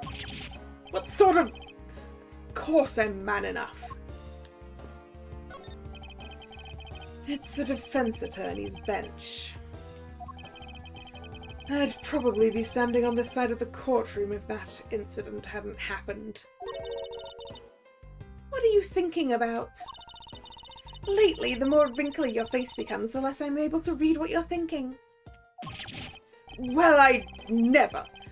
I'll have you know I don't have a single wrinkle upon my youthful brow.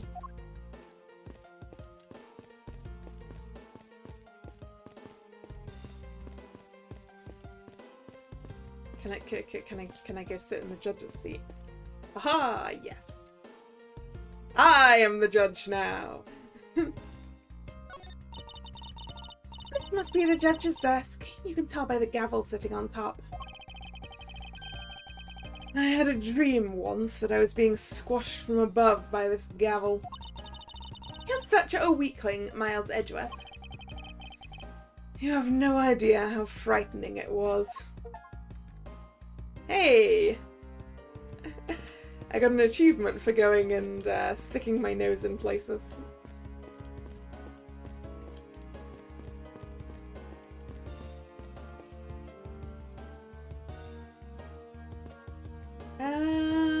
Gumshoe. It wasn't me, I tell you! I didn't do anything wrong! Yes, I understand. So let's just calm down, okay, buddy? I doubt I'll get anything useful from the detective while he's this agitated.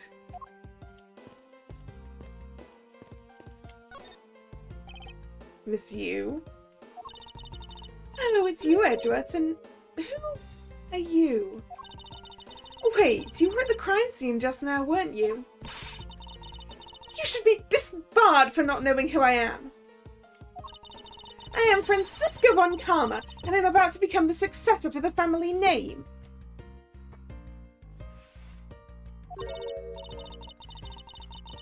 About to?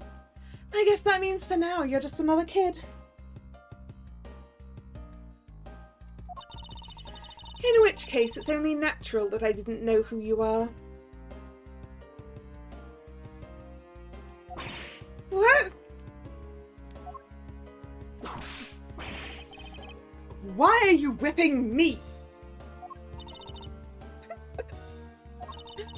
Anyway, it looks like they're planning to hold the evidence a bit longer. If there's one thing I can't stand, it's waiting. I'm terribly sorry, but I have a few more questions to ask of you. Look at you, eyebrows scrunched with lines on your forehead. That's to ask of you. What exactly is so funny? Sorry, I'm just bad at dealing with a super serious atmosphere. Apparently, they failed to teach you proper behavior at a crime scene in law school. I feel so much better now. So, what is it you want to talk about? I'd like to inquire as to where you were at the time of the murder. We were in defendant lobby number 1 the whole time up until we heard the gunshot. We? And by we, I mean Mr. Bad. If you don't believe me, feel free to ask him yourself. You were with Detective Bad. Why? We had a little something to discuss, that's all. So, I take it you're acquaintances with Detective Bad? Yeah, he was the detective in charge of the KG8 incident. Detective Bad is also related to that incident. That's right. He was the one who was supposed to protect my sister Cece. But you know how that turned out, don't you, Edgeworth? Edgeworth, I have no idea what you two are talking about. I've heard of the KG8 incident from my papa. But how does that case relate to you, Miss Yu?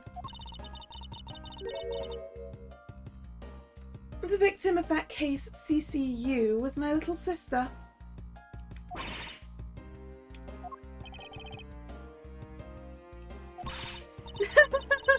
You're making that super serious face again.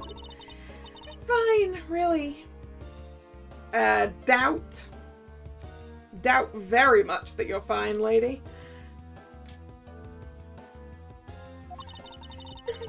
make a point to rub in some more salt into his wounded pride every time I see him. The way she talks about doing that as she laughs away is kind of creepy. Oh, speaking of Mr. Bad, he and Mr. Faraday... I'd say they met up just about every single time the Atagarasu made a move. It was practically a given that the two would meet up at every one of his crime scenes.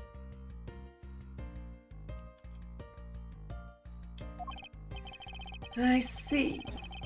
He did mention that he's in charge of the Atagarasu investigation earlier. Maybe I should ask her what she knows about the Atagarasu in more detail.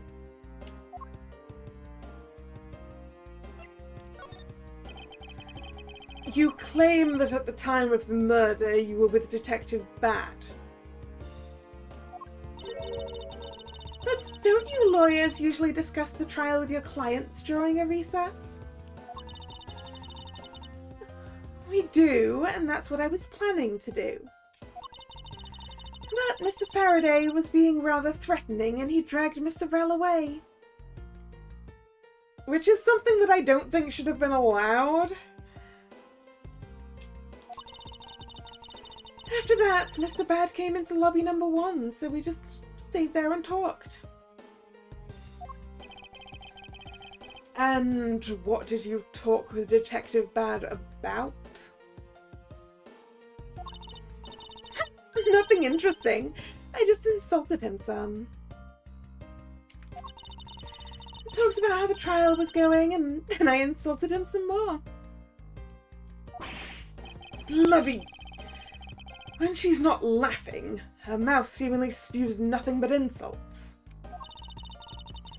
Anyway, Mr. Bad and I were in defendant lobby number 1 when the murder occurred. So I really can't tell you anything about the hallway or lobby number 2. I see.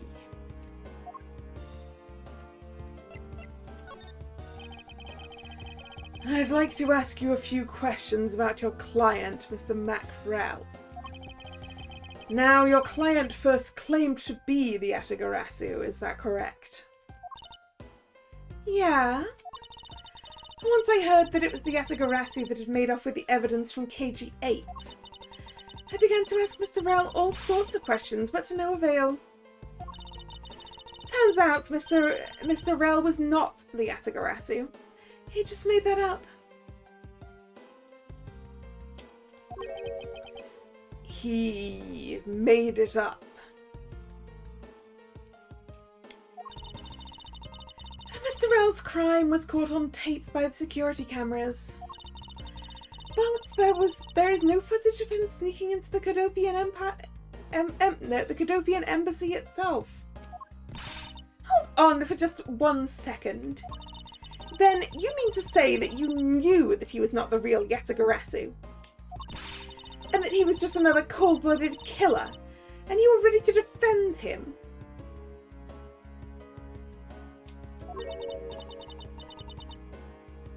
Yes, that's right. I see. So a defense lawyer is actually just someone whose job it is to cover for criminals. That's why defense lawyers are so detestable. But they're no match for us von Karmas. I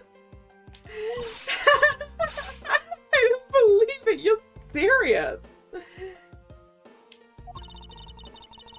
Why don't you save that face for something really worth being serious about? And Edgeworth, you remember what I said earlier? I have my own agenda. Yeah, you do. I'm still on the hunt for leads regarding the KG8 incident, alright? And for that, you have not a single qualm about defending a known killer. Don't put words in my mouth. I said no such thing.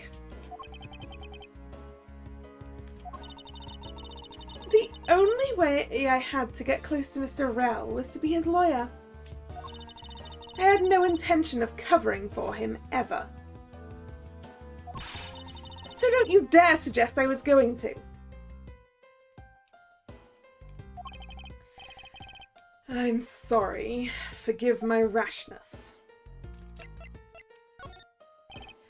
Ms. Yu, I was wondering if you could tell me about the Yatagarasu. The Yatagarasu, huh? I don't really know much about that character myself, but I do get a lot of consultation requests from companies to defend them. Requests from companies? And Yatagarasu isn't some petty thief out for money, you know. Alright then, perhaps the Yatagarasu is in the business of stealing people's lives.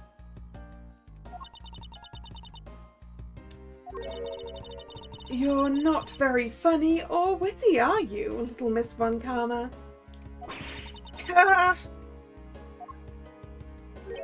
Francisca, be careful about who you whip. Choose carefully or we may be sued by... There, I chose carefully, just like you wanted.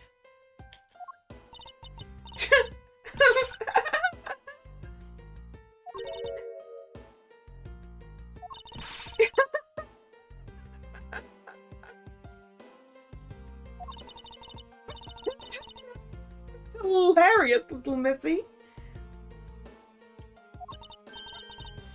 Of course it was. What is wrong with these two women?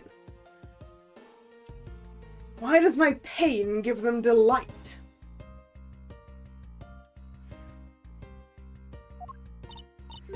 And so, in the end, what is the Yatagarasu? I have to say, I've never even heard of this thief while I was in Germany.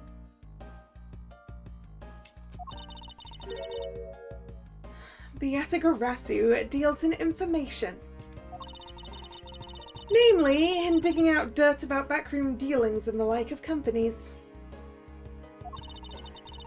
The Yatagarasu is a vigilante who steals such information and makes it public for all to see. Vigilante or not, this person sounds just like another criminal to me.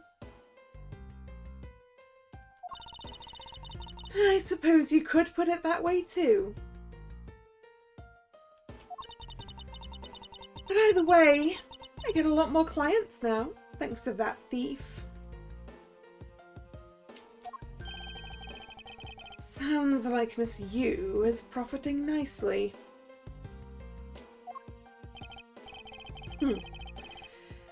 I suppose I've gotten all I can out of Miss Yu.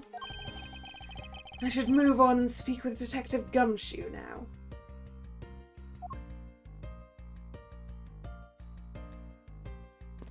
Now that he's calmed down a bit, you mean?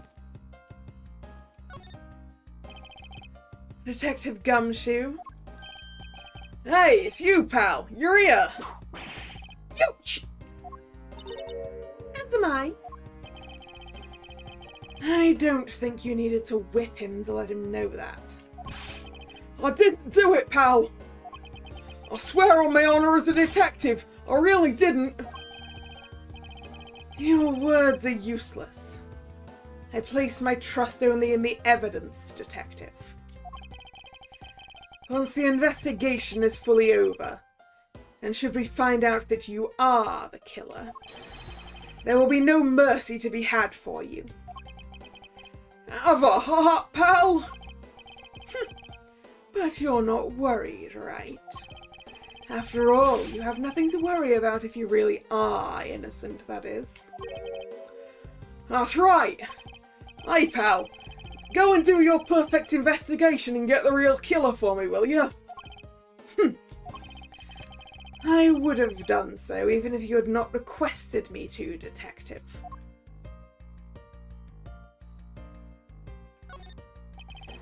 So, you and Mr. Faraday had a small meeting last week, did you? And what exactly did you do to make him so angry? I just asked Detective Bad the same thing myself, pal.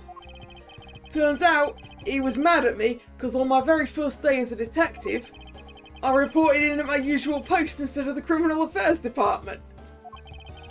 By the time I got down to Criminal Affairs, I was really, really late. And that's when he gave me that huge speech. I remember doing this same exact thing in elementary school. On the first day of school every year, I'd always wind up going to my old classroom. How pathetic for the detective to be comparable to a mere school child. I mean, to be fair, your brain just sort of goes on autopilot sometimes. You claimed to be standing guard in front of the door to lobby number 2 during the recess. However, when did you receive the order to do so, and from whom? Tell me it was from Miss Yu. Tell me it was from Miss Yu. Earlier, at about 3:20, and from Detective Bad, pal. Oh, maybe Detective Bad is in fact the bad guy. Maybe I should have been paying attention to his name. Today's trial took a really crazy turn, so I was told to make sure nothing happened to Mr. Faraday. And yet, something did happen to him, correct?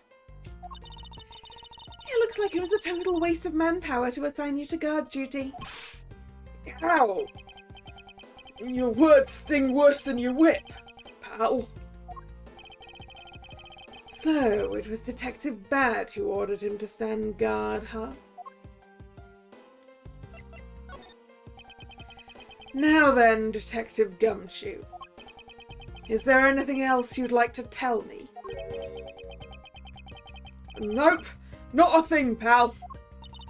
In that case, allow us to take a look at what you're carrying on your personage. Yeah! Wait! You can't do that! There's nothing of any particular value here. Well, my handcuffs and badge were confiscated by Detective Bad, so, you know. And what is that open envelope I see sticking out of your coat pocket? It's probably his salary. Yeah, hands off, pal!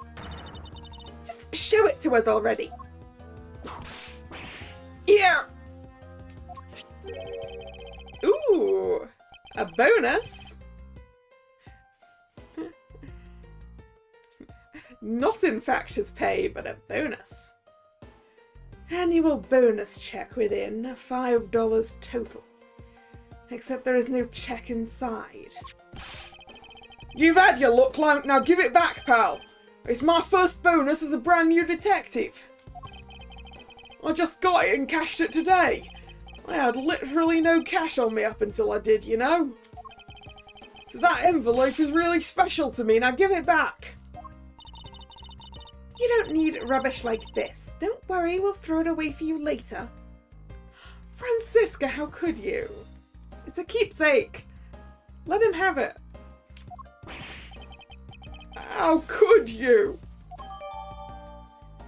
Annual bonus envelope dated jotted down on my organizer. Detective Gumshoe's annual bonus of $5. Literally had no money on him until he cashed this. I'm sorry, but I need to take him in for questioning now. I think I asked him just about everything I needed to. No, wait. Since he became a suspect, that's one piece of evidence I should reconfirm. Officer, I ask that you wait a second. I still have one thing I'd like to reconfirm with Detective Gumshoe. Understood, but please make it brief, sir. I want to hear it from the horse's mouth. I must confirm whether or not his testimony about when the crime occurred is the truth.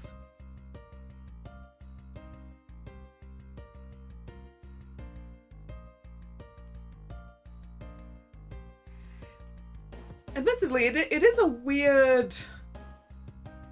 It is a weird time to be getting a bonus, right? Because this is September.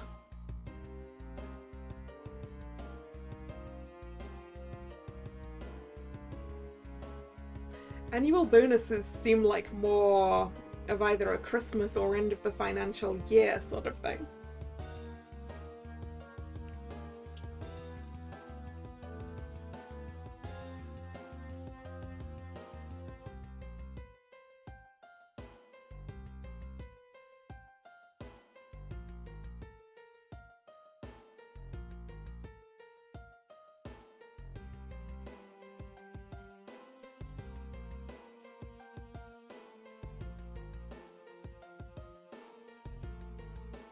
I mean, I guess it could actually be his bonus from his previous position. And he's getting it now because he's left that position. And it's prorated for the amount of time he was there that year.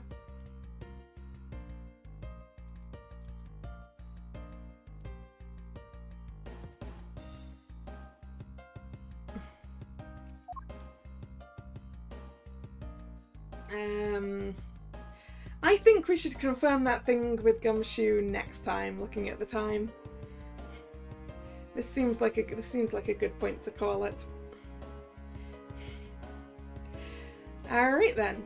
So, thank you very much for coming. It's been fun. I like backstory.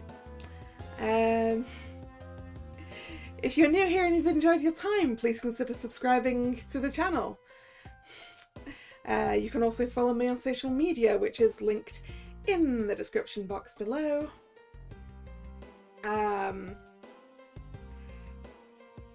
The streaming schedule for the channel gets posted both over there on social media and over here on YouTube in the post tab of the channel. This was the last scheduled stream of this week.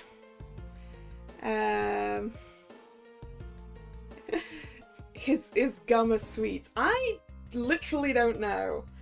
You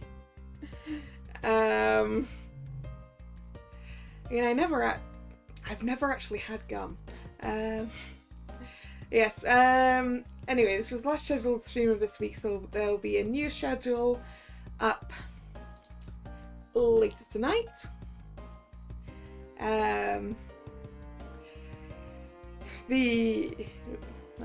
The next scheduled stream will be tomorrow, Monday, 7 PM, for a new Otome game, which is still a three-way tie on the poll, so I guess I get to pick. So yeah, I'll confirm that when I write up the schedule. So, hope to see you then, or another time. Once again, thank you very much for coming, and this is Kalla signing out. See ya, bye bye.